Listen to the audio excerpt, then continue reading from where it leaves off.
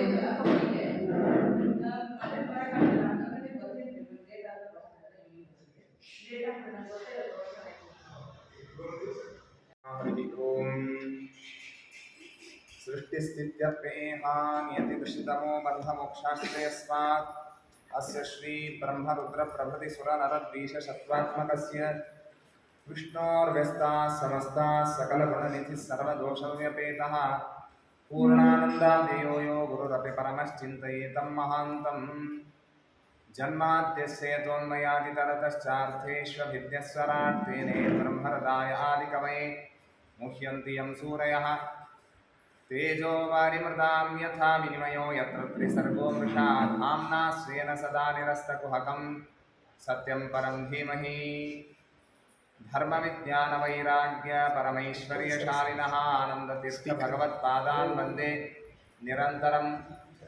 व्याप्तिरेयस्य निजे निजेन महसा पक्षे सपक्षे स्थितिर्व्यापत्तिश्च विपक्षतोऽथ विषये सक्तिर्न वैबाधिते नैवास्ति प्रतिपक्षयुक्तिरतुलं शुद्धं प्रमाणं समे भूयात्तत्त्वविनिर्णयाय भगवान् आनन्दतीर्थो मुनिः यं प्रौरजन्तमनुपेतमपेतकृत्यं द्वैपायनो विरहकातर आजुहाव पुत्रेति तन्मयतया तरवोऽपि नेदुस्तं सर्वभूतहृदयं मुनिमानतोऽस्मि नमोऽस्तु तात्विका देवा विष्णुभक्तिपरायणाः धर्ममार्गे प्रेरयन्तु भवन्तः सर्व एव हि यस्य वाक्कामधेनुर्नः कामितार्थान् प्रयच्छति सेवेतं जययोगीन्द्रं कामबाणच्छिदं सदा नौमिन्यायसुधादिकृज्जयमुनीन् श्रीपादराट्सन्मणीन् व्यासार्यान् विविधागमाब्धिविहरान् श्रीवादिराजानपि वन्दे हंसपरान् रघूत्तमगुरून् वैदग्ध्यवारां निधीन् श्रीसत्यव्रतराघवेन्द्रमुनिपान् सद्बोधसत्यानपान् विद्यायां विबुधाचार्यं वेदज्ञानाब्धिचन्दिरं दुर्मदध्वान्तमार्कण्डं सत्यध्यानमुनिं भजे सत्याभिज्ञकराब्दोत्थान् पञ्चाशद्वर्षपूजकान् सत्यप्रमोदतीर्थार्यान् नौमिन्यायसुधार्तान् शास्त्रेषु पारदर्श्वानं शास्त्रज्ञेश्चवत्सलं दीनभक्तोद्धारकरं सत्यात्मानं गुरुं भजे वेदेशमनिसत्पादसेवासम्प्राप्तवैभवान् यादवार्यान् वरसुधा टीकाकारान् वयं नमः विद्यापीठविधातारं विद्यावारिधिचन्दिरं विद्यार्थिवत्सलं वन्दे महामहिमसद्गुरुम् आपादमूलिपर्यन्तं गुरूणामाकृतिं स्मरेत् तेन विघ्नाः प्रणश्यन्ति सिद्ध्यन्ति च मनोरथाः श्रीगुरुभ्यो नमः स्वस्त्यस्तु सदाम् अखिलसन्मङ्गलानि सन्तु ऐकश्रवणपठनमात्रेण कथावस्तुश्च श्रोतॄणाम् निखिलकलिकृतकल्मषारोगरे धर्माद्यते श्रीमद्भागवते अद्य कथाप्रारम्भे सति पूर्वप्रमेयानुवादः हरिः ओम् हरिः ओम् हरिः ओम्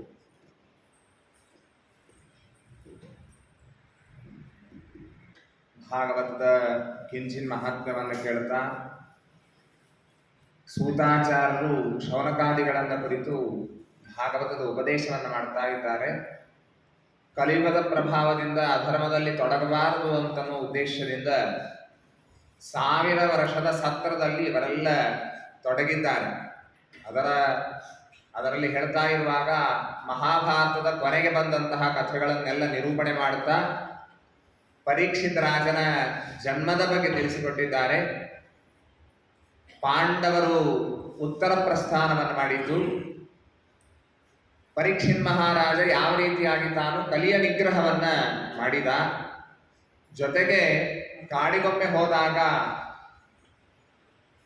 ಶಮೀಕ ಋಷಿಗಳ ಕೊರಳಲ್ಲಿ ಹಾವನ್ನು ಹಾಕಿದ ಕಾರಣ ಅವರ ಮಕ್ಕಳಾದ ಶೃಂಗಿ ಅವನಿಂದ ಶಾಪವನ್ನು ಪಡೆದಿದ್ದಾನೆ. ಪ್ರಾಯೋಪವೇಶಕ್ಕೆ ಅಂತ ಹೇಳಿ ಗಂಗಾ ನದಿಯ ದಂಡೆಗೆ ಹೋಗಿ ಕುಳಿತುಕೊಂಡಿದ್ದಾನೆ ಅಂತನ್ನೋ ಭಾಗವನ್ನು ನಾವು ಕೇಳಿದ್ದೇವೆ. ಶೃಂಗಿ ಇವನ ವಯಸ್ಸು ಪ್ರಾಯಶಃ 8 ರಿಂದ 10 ವರ್ಷ ಇರಬೇಕೋ ಏನೋ.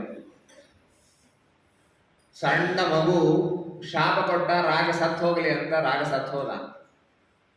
ನಾವು ಹೇಳಿದ ಮಾತು ಸತ್ಯವಾಗಬೇಕಾಗಿದ್ರೆ ನಮ್ಮಲ್ಲಿ ಪುಣ್ಯ ಇರಬೇಕು, ಅಂದ್ರೆ ಮಾತ್ರ ನಾವು ಹೇಳಿದ ಮಾತು ಸತ್ಯವಾಗ್ತದೆ.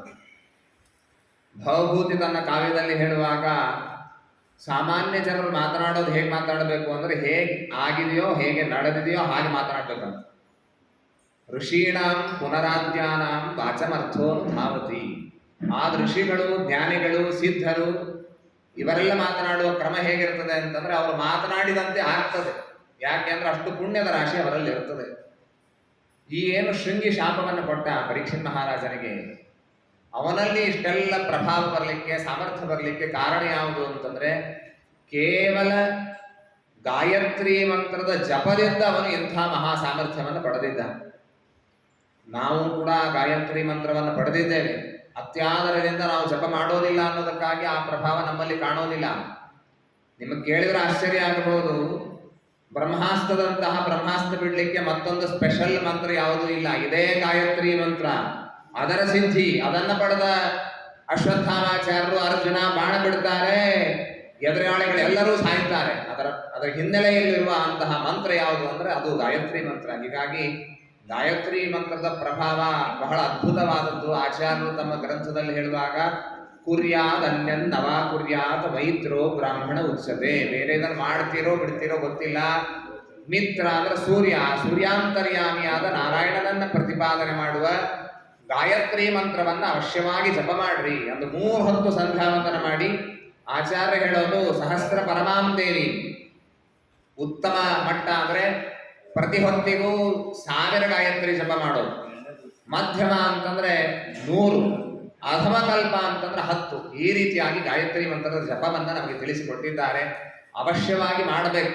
ಏನೋ ದೇವರು ಸೌಭಾಗ್ಯ ಕೊಟ್ಟು ಬ್ರಾಹ್ಮಣ ಜನ್ಮವನ್ನು ಕೊಟ್ಟಿರ್ತಾನೆ, ಅಂತಹ ಪ್ರಸಂಗದಲ್ಲಿ ಸಿಕ್ಕ ಅವಕಾಶವನ್ನ ಕಳೆದುಕೊಂಡು ಆಮೇಲೆ ಮರುಗುವಂತ ಆಗಬಾರದು. ಅಂತೂ ಶಾಪ ಆಯಿತು. ಗಂಗಾ ನದಿಯ ದಂಡೆಗೆ ಪರೀಕ್ಷಿತ ರಾಜ ಹೋಗಿದ್ದಾನೆ. ಶುಕಾಚಾರ್ಯರು ಬಂದರು, ಆಸೀನರಾದರು. ಭಾಗವತವನ್ನು ಹೇಳಲಿಕ್ಕೆ ಅವರು ಪ್ರಾರಂಭ ಮಾಡ್ತಾ ಇದ್ದಾರೆ. ಶ್ರೀ ಶುಕವಾಚ ಪರ್ಯಾನೇಶತೆ ಪ್ರಶ್ನ ಕೃತೋ ಲೋಕಹಿತಂ ನೃಪ ಆತ್ಮವಿತ್ ಸಮ್ಮತಃ ಪುಂಸಾಂ ಶ್ರೋತವ್ಯಾದಿಷು ಯಃ ಪರಃ. ಬಹಳ ಉತ್ತಮವಾದ ಪ್ರಶ್ನೆಯನ್ನು ನೀವು ಮಾಡಿದ್ದಿ. ಆತ್ಮವಿತ್ ಸಮ್ಮತಃ ಪುಂಸಾಂ, ಜ್ಞಾನಿಗಳಿಗೆ ಸಮ್ಮತವಾದಂತಹ ಪ್ರಶ್ನೆಯನ್ನು ನೀನು ಮಾಡಿದ್ದಿ. ಶ್ರೋತವ್ಯಾದಿಷು ಯಃ ಪರಃ, ಕೇಳಬೇಕಾದ ವಿಷಯದಲ್ಲಿ ಅತ್ಯುತ್ತಮವಾದ ವಿಷಯ ಯಾವುದು ಅಂತ ಕೇಳಿದ್ದು ಬಹಳ ಒಳ್ಳೆಯ ಪ್ರಶ್ನೆ. ಮನುಷ್ಯ ತಾನು ಅನ್ಕೊಳ್ಳೋದೇನು ಅನ್ಕೊಳ್ತಾನೆ ಅಂದ್ರೆ ನನ್ನ ಕಡೆಗೆ ಬಹಳ ಅವಕಾಶ ಇದೆ, ಇನ್ನು ನನ್ನ ಕೂದಲುಗಳೆಲ್ಲ ಕಪ್ಪಾಗೇ ಇದೆ, ತಲೆ ಬೆಳಗಾದ ಮೇಲೆ ಕೇಳಿದ್ರಾಯ್ತು, ಆಗ ಸಾಧನೆ ಮಾಡಿದ್ರಾಯ್ತು ಅಂತ ಅನ್ಕೊಳ್ತಾನೆ. ಆದರೆ ಶುಕಾಚಾರ್ಯ ಹೇಳ್ತಾರೆ, ಆಯುಷ್ಯ ಬಹಳ ಅಲ್ಪ ಇದೆ. ನಿದ್ರಯ ಪ್ರಿಯತೆ ನಕ್ತಂ ಯವಾಯೇನ ನವಮಯ. 100 ವರ್ಷ ಬದುಕ್ತೀವಿ ಅಂತ ಇಟ್ಕೊಂಡ್ರೂ ಕೂಡ 50 ವರ್ಷ ನಿದ್ರೆಯಲ್ಲಿ ಹೊರಟು ಹೋಗ್ತದೆ. ತಾರುಣ್ಯದಲ್ಲಿ ತಾನು ಸಂಸಾರದಲ್ಲಿ ತೊಡಗ್ತಾನೆ. ಬೆಳಗಿನ ಹೊತ್ತು ಹಣ ಗಳಿಸಲಿಕ್ಕೆ ಅಂತ ತಿರುಗಾಡ್ತಾನೆ. ಕುಟುಂಬ ಭರಣೇನವ, ಕುಟುಂಬದಲ್ಲಿ ಆಸಕ್ತನಾಗಿ ಅದರ ಪೋಷಣೆ ಇದರಲ್ಲಿ ತಾನು ಕಾಲವನ್ನು ಕಳೀತಾನೆ. ಆದರೆ ಯಾವಾಗ ಅವನಿಗೆ ಮರಣ ಹತ್ರ ಬಂತೋ ಅದು ಗೊತ್ತೇ ಆಗೋದಿಲ್ಲ. ಬಹಳ ಹತ್ರ ಬಂದ್ಬಿಟ್ಟಿರ್ತದೆ ಒಮ್ಮೆ ನೋಡೋದ್ರಲ್ಲಿ. ತೇಷುಕ್ತ ಸಕ್ತೋ ನಿಧನಂ ಪಶ್ಯನ್ನಪಿ ನ ಪಶ್ಯತಿ. ನಾವೆಲ್ಲ ಎಷ್ಟು ಅವಿವೇಕಗಳಾಗಿದ್ದೀವಿ ಅಂತಂದ್ರೆ ಶಾಸ್ತ್ರ ಹೇಳುತ್ತದೆ, ಇನ್ನೊಬ್ಬರನ್ನು ನೋಡ್ತಾನೆ, ತನ್ನ ಸುತ್ತಮುತ್ತಲಿರುವಂತಹ ಜನ ಮೊನ್ನೆ ಇದ್ರು ಇವತ್ತಿಲ್ಲ ಅಂತ ಕಾಣ್ತಾನೆ, ಇದೇ ಗತಿ ನನಗೆ ಬರ್ತದೆ ಅಂತ ಆ ಹೊತ್ತಿಗೆ ಮಾತ್ರ ತಿಳಿತಾನೆ. ಅದಾದ ಮೇಲೆ ಮತ್ತೆ ಮರೆತು ಬಿಡ್ತಾನೆ. ನಾನು ಅಜರಾಮರ ಅಂತ ಅನ್ನುವ ರೀತಿಯಲ್ಲಿ ಜೀವನವನ್ನು ನಡೆಸ್ತಾನೆ. ಸಾಧನಾ ಮಿಕ್ಕ ಅವನಾಗೋದಿಲ್ಲ. ಸುಭಾಷಿತಕಾರ ಒಬ್ಬ ಒಂದು ಕಡೆಗೆ ಹೇಳುವಾಗ, ಗ್ರಹೀತ ಇವ ಕೇಶೇಶು ಮೃತ್ಯುನಾ ಧರ್ಮಮಾಚರೆ ಅಜರಾಮರವತ್ ಪ್ರಾಜ್ಞ ವಿದ್ಯಾಮರ್ಥಂಚ ಸಾಧಯೇ. ಹಣ ಗಳಿಸುವಾಗ, ವಿದ್ಯೆ ಗಳಿಸುವಾಗ ಈ ವಿಚಾರ ಮಾಡಬಾರದಂತೆ. ಎಂದೋ ಒಂದು ಸಾಯೋದೇ ಇದರಿ, ಯಾಕೆ ಹಣ ಗಳಿಸೋದು ವಿಚಾರ ಮಾಡ್ತೇವಾ? ಇಲ್ಲ, ನಾವು ಅಜರಾಮರವಾಗಿ ಇರ್ತೇವೆ ಅಂತ ಬುದ್ಧಿಯಲ್ಲಿಟ್ಟುಕೊಂಡು ವಿದ್ಯೆಯನ್ನ ಹಣವನ್ನು ಗಳಿಸಬೇಕಂತ. ಆದರೆ ತಲೆಯಲ್ಲಿ ಬಂದು ಯಮದೂತರನ್ನ ತಲೆ ಹಿಡಿದಿದ್ದಾರೆ, ಇನ್ನೇನು ಕರ್ಕೊಂಡು ಹೋಗ್ತಾರೆ ಅಂತ ಅನ್ನುವಾಗ ಒಂದೇನು ಭಯ ಇರ್ತದೆ ನೋಡ್ರಿ. ಆ ಒಂದು ಅನುಸಂಧಾನದಿಂದ ಧರ್ಮವನ್ನ ಆಚರಣೆ ಮಾಡಬೇಕು. ಯಾವಾಗಲೂ ಧರ್ಮದಲ್ಲಿ ರತರಾಗಿರುವುದಕ್ಕೆ ಅವಕಾಶ ಇದೆ ಅಂತ ಹೇಳ್ತಾರೆ. ಇದನ್ನೆಲ್ಲ ಹೇಳಿ, ಶ್ರೋತವ್ಯ ಕೀರ್ತಿತವ್ಯಶ್ಚ ಸ್ಮರ್ತವ್ಯಶ್ಚೇಚ್ಛತಾ ಭಯಂ. ಎಲೆ ಪರೀಕ್ಷಿತ ರಾಜ, ಅವಶ್ಯವಾಗಿ ಭಗವಂತನ ವಿಷಯದಲ್ಲಿ ನೀನು ಕೇಳಬೇಕು. ಭಾಗವತ ಪುರಾಣವನ್ನು ನಿನಗೆ ಹೇಳ್ತೇನೆ. ನಾನು ಇದನ್ನ ನಮ್ಮ ತಂದೆಯಿಂದ ಅಧೀತವಾನ್ ದ್ವಾಪರಾದೋ ಪಿತುರ್ದ್ವೈಪಾಯನಾದಹಂ. ನಮ್ಮ ತಂದೆ ದ್ವೈಪಾಯನರು, ವೇದವ್ಯಾಸ ದೇವರು, ಅವರಿಂದ ನಾನು ಕೇಳಿ ತಿಳಿದಿದ್ದೀನಿ ಅಂತ ಹೇಳ್ತಾರೆ. ಇಲ್ಲಿ ಹೇಳುವಾಗ ಭಾಗವತದಲ್ಲಿ ಗ್ರಹೀತವಾನ್ ದ್ವಾಪರಾದವು ಅಂತ ಬರ್ತದೆ. ದ್ವಾಪರ ಯುಗದ ಪ್ರಾರಂಭದಲ್ಲಿ ನಾನು ವೇದವ್ಯಾಸ ದೇವರಿಂದ ಕೇಳಿದೆ ಅಂತ. ಆದರೆ ಮಹಾಭಾರತ ಎಲ್ಲ ಓದುವಾಗ ನಮ್ಗೆ ಗೊತ್ತಾಗುವ ವಿಷಯ ಏನು ಅಂತಂದ್ರೆ, ವೇದವ್ಯಾಸ ದೇವರ ಅವತಾರ ಆದದ್ದೇ ದ್ವಾಪರದ ಕೊನೆಯಲ್ಲಿ. ಹೀಗಿರುವಾಗ ದ್ವಾಪರದ ಪ್ರಾರಂಭ ಭಾಗದಲ್ಲಿ ನಾನು ಓದಿದೆ ಅಂತ ಹೇಗೆ ಹೇಳಿದ್ರು ಶುಕಾಚಾರ್ಯರು ಅಂತಂದ್ರೆ ಅದಕ್ಕೆ ಆಚಾರ್ಯ ತಾತ್ಪರ್ಯದಲ್ಲಿ ಹೇಳ್ತಾರೆ, ಆದವು ಅಂತಂದ್ರೆ ದ್ವಾಪರ ಯುಗದ ಪ್ರಾರಂಭ ಅಂತ ಅರ್ಥ ಅಲ್ಲ. ದ್ವಾಪರ ಯುಗದಲ್ಲಿ ಕೃಷ್ಣಾವತಾರ ಆಗೋಕ್ಕಿಂತ ಪೂರ್ವದಲ್ಲಿ ಶುಕಾಚಾರ್ಯರು ತಾವು ಭಾಗವತವನ್ನ ವೇದವ್ಯಾಸ ದೇವರಿಂದ ಕೇಳಿ ತಿಳಿದಿದ್ದಾರೆ. ಪರಿನಿಷ್ಠಿತೋಪಿ ನೈರ್ಗುಣ್ಯೆ ಉತ್ತಮ ಶ್ಲೋಕಲೀಲೆಯ ಗೃಹೀತ ಚೇತಾರಾಚರಷೆ ಆಖ್ಯಾನ್ ಯದಧೀತವಾನ್. ಯಾರು ಅಪರೋಕ್ಷ ಜ್ಞಾನಿಗಳು ಅವರಿಗೆ ಮೋಕ್ಷ ಇದು ನಿಶ್ಚಿತವಾದದ್ದು. ಅವ್ರು ಏನೇ ತಪ್ಪು ಮಾಡಲಿ ಸರಿ ಮಾಡಲಿ ಒಮ್ಮೆ ಅಪರೋಕ್ಷ ಜ್ಞಾನ ಆಯಿತು ಅಂತಂದ್ರೆ ಮೋಕ್ಷಕ್ಕೆ ಅವರನ್ನ ಒಯ್ದೇ ಒಯ್ತಾರೆ.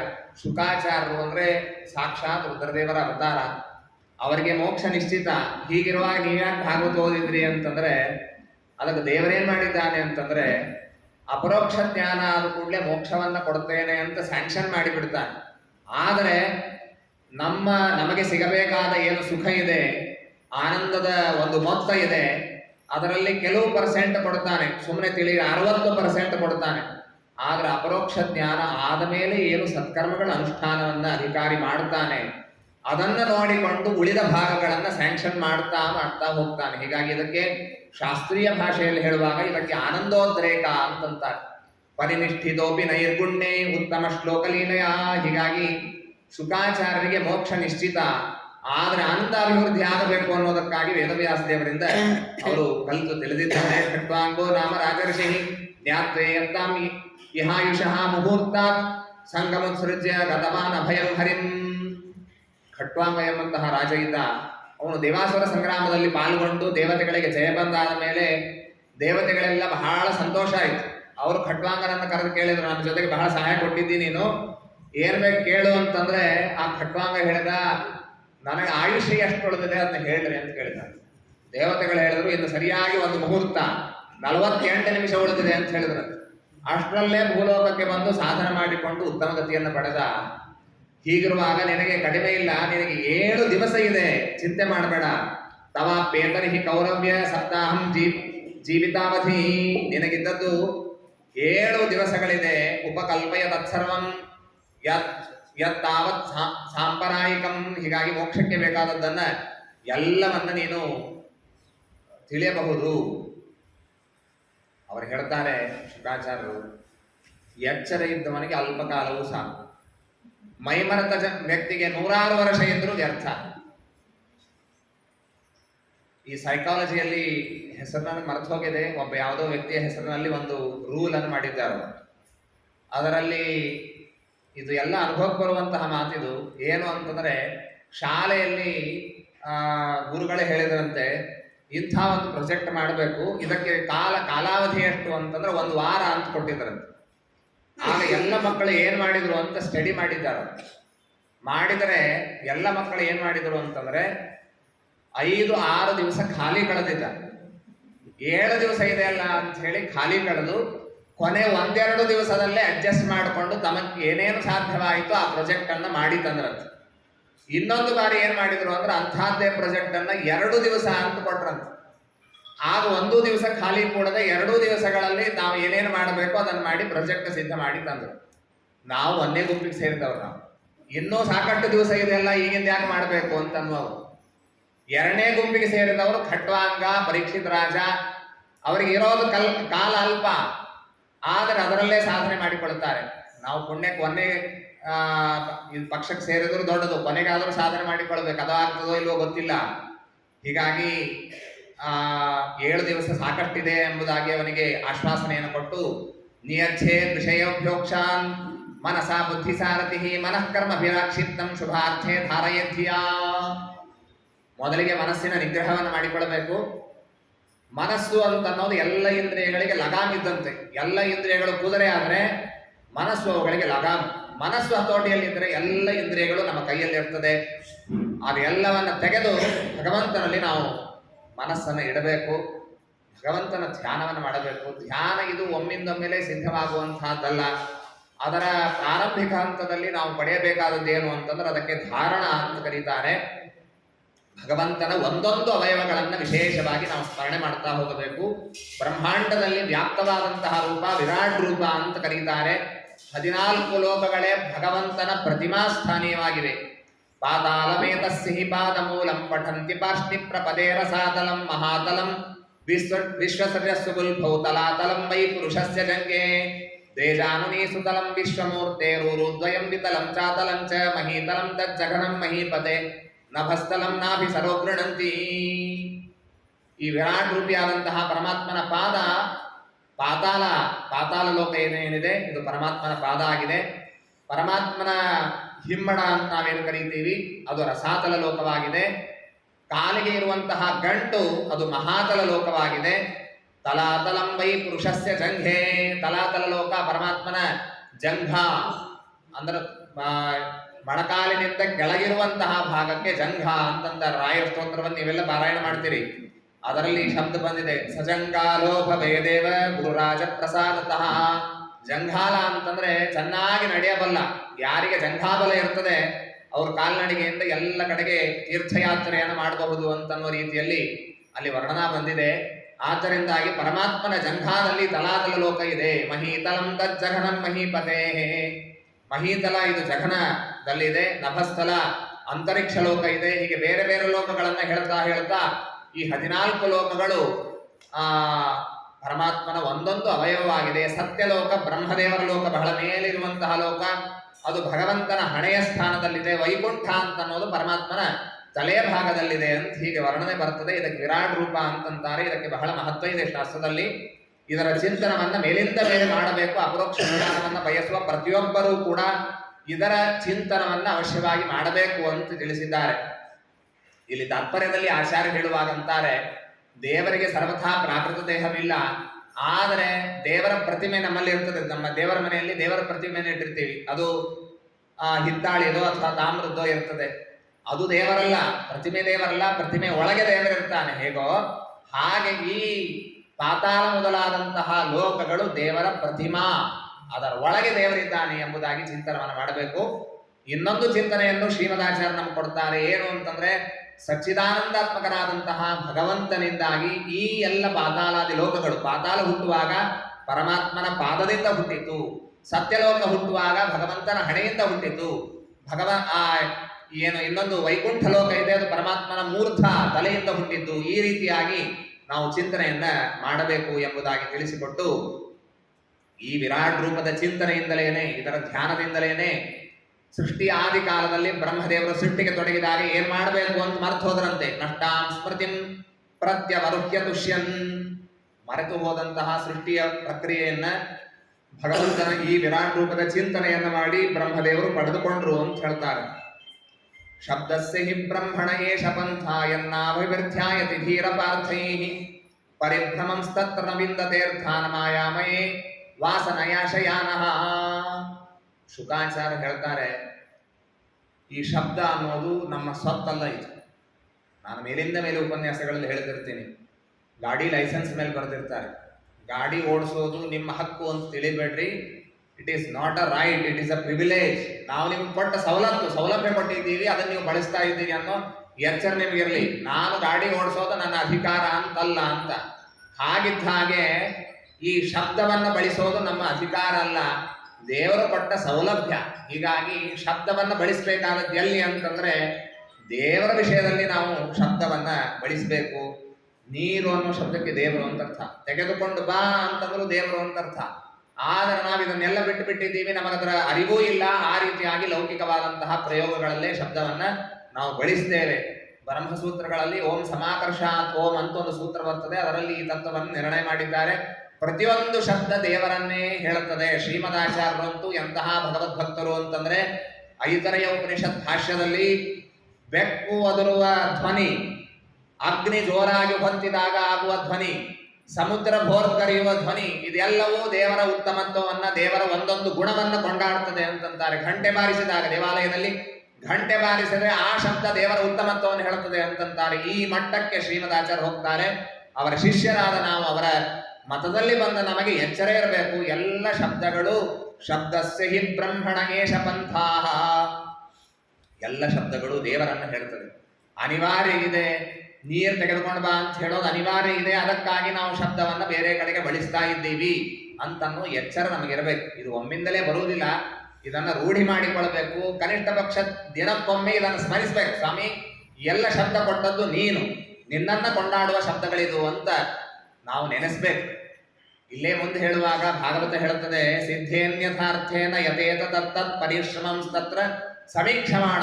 ಯಾರಿಗಾದ್ರೂ ಕೈ ಮಾಡಿದರೆ ಬರ್ತಿದ್ರೆ ಬಾ ಅಂತ ಶಬ್ದ ಬಳಸಬೇಡ್ರಿ ಅಂತ ಹೇಳ್ತದೆ. ಅದನ್ನು ಬಳಸಿದ್ರೆ ನಮ್ಮ ಅಪರಾಧ. ಸುಮ್ಮನೆ ಎಲ್ಲೋ ಹರಟೆ ಹೊಡೆಯೋದಕ್ಕಾಗಿ ಶಬ್ದ ಇದ್ದದ್ದಲ್ಲ, ದೇವರ ಗುಣಗಾನ ಮಾಡ್ಲಿಕ್ಕೆ ಇದ್ದದ್ದು. ಆ ರೀತಿಯಾಗಿ ಇದನ್ನ ನಾವು ತಿಳಿಯಬೇಕು.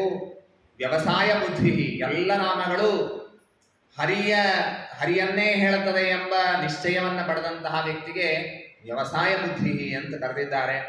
ಪರಿಪಕ್ವ ಯೋಗಿಗಳು, ಪಕ್ವಯೋಗಿಗಳು ಅವರ ಜೀವನ ಮಾಡುವಂತಹ ರೀತಿಯನ್ನು ತಿಳಿಸ್ತಾರೆ. ಸತ್ಯಾಂ ಕ್ಷಿತೌಕ್ಯಂ ಕಶಿಪೋ ಪ್ರಯಾಸೈ ಬಾಹು ಸ್ವಸಿದ್ಧೇಶು ಬಬರಹಣೈಕ್ಯಂ ಸತ್ಯಾಂಜಲೋಕ್ಯಂ ಕುರುಪರ್ಣ ಪಾತ್ರೈ ದಿಗ್ವಸ್ತ್ರಲಾಭೇ ಸತಿ ಕಿಂ ದುಕೂಲೈ. ನೆಲ ಇರುವಾಗ ಹಾಸಿಗೆಯನ್ನು ಗಳಿಸಲಿಕ್ಕೆ ಪ್ರಯತ್ನ ಮಾಡಬೇಡ. ಕೈ ಮಡಿಸಿದ್ರೆ ಆಯ್ತು, ಅದೇ ತಲೆದಿಂಬಾಗತ್ತೆ. ಅದನ್ನು ಗಳಿಸಲಿಕ್ಕೆ ಮತ್ತೆ ಪ್ರಯಾಸ ಮತ್ತ್ಯಾಕೆ ಮಾಡ್ತಿ? ಅದನ್ನು ಮಾಡುವ ಕಾರಣ ಇಲ್ಲ.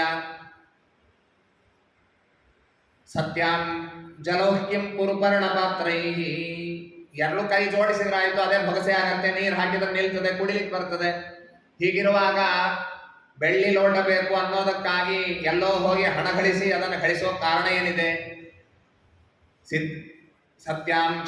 ಸತ್ಯಾಂಜಲೋಹ್ಯಂ ಕುರುಪರ್ಣ ಪಾತ್ರೈ ದಿಗ್ವಸ್ತ್ರಲಾಭೆ ಸತಿ ಕಿಂ ದುಕೂಲೈ.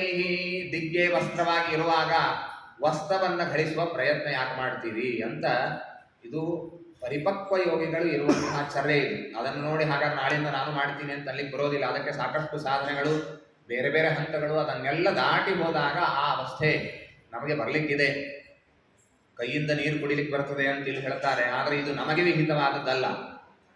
ನಾವು ಅವಸ್ಥೆ ಇಲ್ಲದೆ ಇರ್ತೀವಿ ಅಂತ ಅನ್ನೋದು ಸರಿಯಾಗೋದಿಲ್ಲ. ರಾಮಾಯಣದಲ್ಲಿ ಒಂದು ಪ್ರಸಂಗ ಬರ್ತದೆ, ಕೈಯಿಂದ ನೀರು ಕೊಡೋದು ಅಪರಾಧ ಅಂತ ಹೇಳಿದ್ದಾರೆ.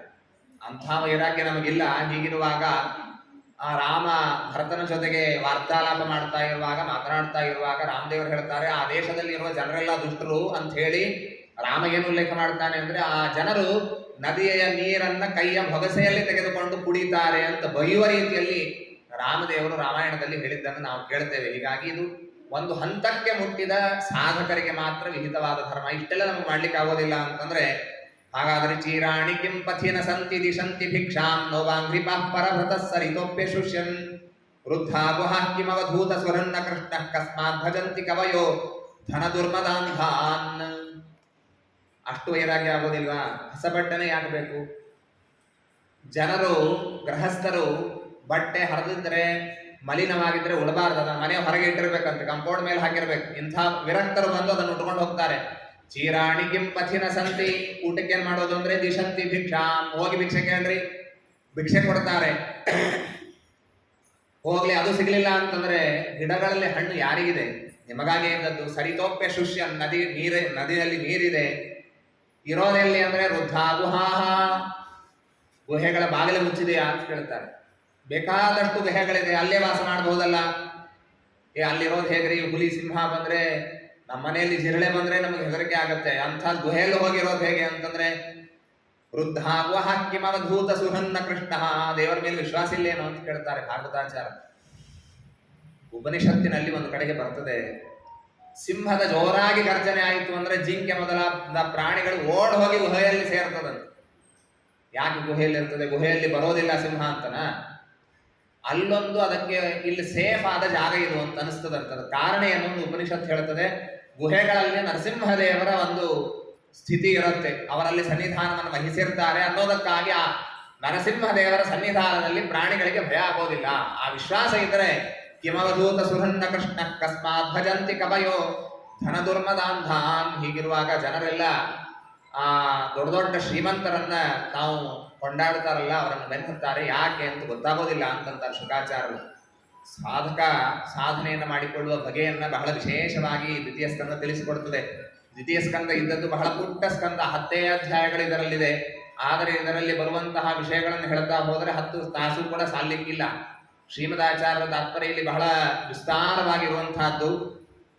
ಯೋಗಿಗಳು ಯಾವ ರೀತಿಯಾಗಿ ತಾವು ಸಾಧನವನ್ನು ಮಾಡಿಕೊಳ್ತಾರೆ, ಅವರಲ್ಲಿರುವಂತಹ ಷಟ್ಚಕ್ರಗಳು, ಅದರ ಬಗ್ಗೆ ಎಲ್ಲ ಸ್ವಾಧಿಷ್ಠಾನ ಚಕ್ರ, ಮೂಲಾಧಾರ, ಆಜ್ಞಾಚಕ್ರ, ಮಣಿಪೂರ, ಅನಾಹತ, ವಿಶುದ್ಧ ಅಂತನ್ನುವಂತಹ ಚಕ್ರಗಳು, ಅದರಲ್ಲಿ ಭಗವಂತನ ಸನ್ನಿಧಾನವನ್ನ, ಅದರಲ್ಲಿ ಇರುವಂತಹ ಕಮಲಗಳು, ಅದರಲ್ಲಿ ದಳಗಳು, ಅದರಲ್ಲಿ ಇರುವ ಬೇರೆ ಬೇರೆ ಬಗೆಯಾದಂತಹ ಭಗವಂತನ ರೂಪಗಳು, ಜೀವ ತಾನು ಯಾವ ರೀತಿಯಾಗಿ ಎಲ್ಲ ಕಡೆಗೆ ತನ್ನ ಕೊನೆಯ ದೇಹ ಇರುವಾಗ ಸ್ಥಿರವಾದ ಆಸನದಲ್ಲಿ ಕುಳಿತುಕೊಂಡು ತದೋಪೋಗ್ರಜ್ವಲನಂ ತತ್ಪ್ರಕಾಶಿತ ದ್ವಾರೋ ವಿದ್ಯಾ ಸಾಮರ್ಥ್ಯ ತತ್ಶೇಷಗತ್ಯನು ಸ್ಮೃತಿ ಯೋಗಾಚ ಹಾರ್ದಾನುಗ್ರಹೀತ ಶತಾಧಿಕಯ ಅಂತ ಒಂದು ಬ್ರಹ್ಮಸೂತ್ರ ಇದೆ 4ನೇ ಅಧ್ಯಾಯದಲ್ಲಿ.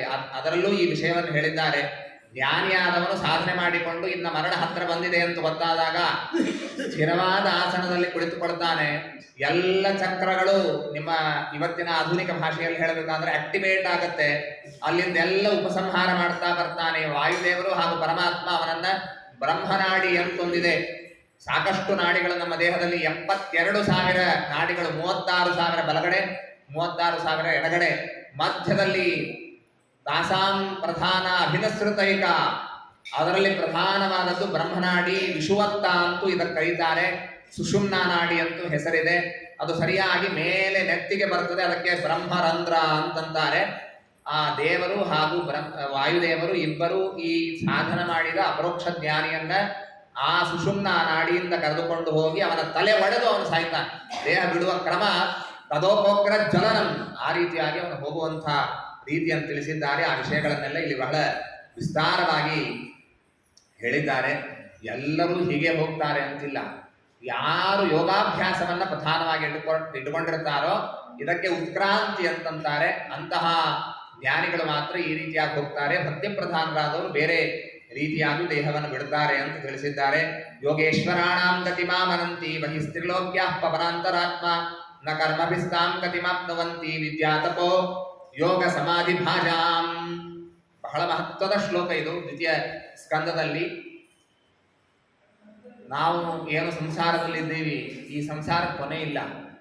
ಇದು ವಿಶಿಯಸ್ ಸರ್ಕಲ್, ರೆಕರಿಂಗ್ ಡೆಪಾಸಿಟ್ ಅಂತ ಇದೆ. ಇದು ನಾವು ಏನು ಕರ್ಮಗಳನ್ನು ಹಿಂದೆ ತಪ್ಪು ಅಥವಾ ಸರಿ ಮಾಡಿದ್ದೀವಿ ಅದರ ಫಲಗಳನ್ನು ಭೋಗಿಸದೆ ನಾವು ಮೋಕ್ಷಕ್ಕೆ ಹೋಗ್ಲಿಕ್ಕಿಲ್ಲ. ಆದರೆ ಅದನ್ನು ಭೋಗಿಸುವಾಗ ನಾವು ಸುಮ್ಮನೆ ಭೋಗಿಸೋದಿಲ್ಲ. ಅದನ್ನು ಮುಗಿಸೋದ್ರೊಳಗೇನೆ ಇನ್ನೂ ಬಹಳಷ್ಟು ಜನ್ಮಕ್ಕೆ ಬೇಕಾಗುವಷ್ಟು ಕರ್ಮಗಳನ್ನು, ಪುಣ್ಯ ಪಾಪಗಳನ್ನು ನಾವು ಶೇಖರಣೆ ಮಾಡ್ತಾ ಹೋಗ್ತೀವಿ. ದೇವರೇನ್ ಮಾಡ್ತಾನೆ, ಒಬ್ಬ ಬ್ರಾಹ್ಮಣಿಗೆ ನಾನೇನೋ ಅನ್ನದಾನ ಮಾಡಿದ್ದೆ, ಅದಕ್ಕೆ ದೇವರೇನು ಸಂಕಲ್ಪ ಮಾಡಿದ ಅಂದ್ರೆ ಇವನು ಒಳ್ಳೆಯ ಬ್ರಾಹ್ಮಣನಿಗೆ ಭೋಜನಕ್ಕೆ ಹಾಕಿದ್ದಾನೆ, ಹೀಗಾಗಿ ಇವನಿಗೆ 10 ದಿವಸ ಚೆನ್ನಾಗಿ ಭೋಜನ ಸಿಗಬೇಕು ಅಂತ ಮಾಡಿರ್ತಾನೆ. ಇನ್ನೊಬ್ಬ ಯಾವುದೋ ಬ್ರಾಹ್ಮಣನಿಗೆ ಬೈದಿರ್ತೀನಿ, ಅದಕ್ಕೆ ದೇವರೇನು ಸಂಕಲ್ಪ ಮಾಡ್ತಾನೆ, ದೊಡ್ಡ ಬ್ರಾಹ್ಮಣನಿಗೆ ಬೈದ ಇವನ ತಲೆಗೆ 10 ಪೆಟ್ಟು ಬೀಳಲಿ ಅಂತ ವಿಚಾರ ಮಾಡಿರ್ತಾನೆ. ಆಗ ಈ 10 ದಿವಸದ ಭೋಜನ ಆಗೋಷ್ಟರಲ್ಲಿ ಏನಾಗುತ್ತೆ ಅಂತಂದ್ರೆ, ಅದು ಮುಗಿತಾ ಹೋದಾಗೆ 10 ದಿವಸದ ಭೋಜನ ಮುಗೀತು ಅಂದ್ರೆ ದೇವರು ಮತ್ತೊಂದು ಪುಣ್ಯವನ್ನು ಇಟ್ಟಿರ್ತಾನೆ, ಅದನ್ನ ತರ್ತಾನೆ.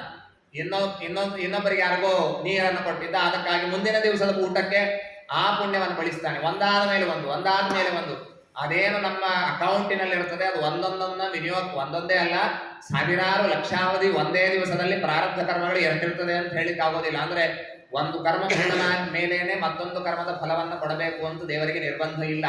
ದೇವರೇನ್ ಮಾಡ್ತಾನೆ ಅಂದ್ರೆ, ಭೋಜನಕ್ಕೆ ಹಾಕಿದ್ದ 10 ಬಾರಿ ಊಟ ಸಿಗಬೇಕಾಗಿತ್ತ, 2 ಬಾರಿ ಸಿಕ್ಕಿದ್ದು, ಅಷ್ಟರಲ್ಲಿ ತಲೆ ಒಂದು ಏಟಬೇಕು. ಅವನು ತಪ್ಪು ಮಾಡಿದ್ನಲ್ಲ.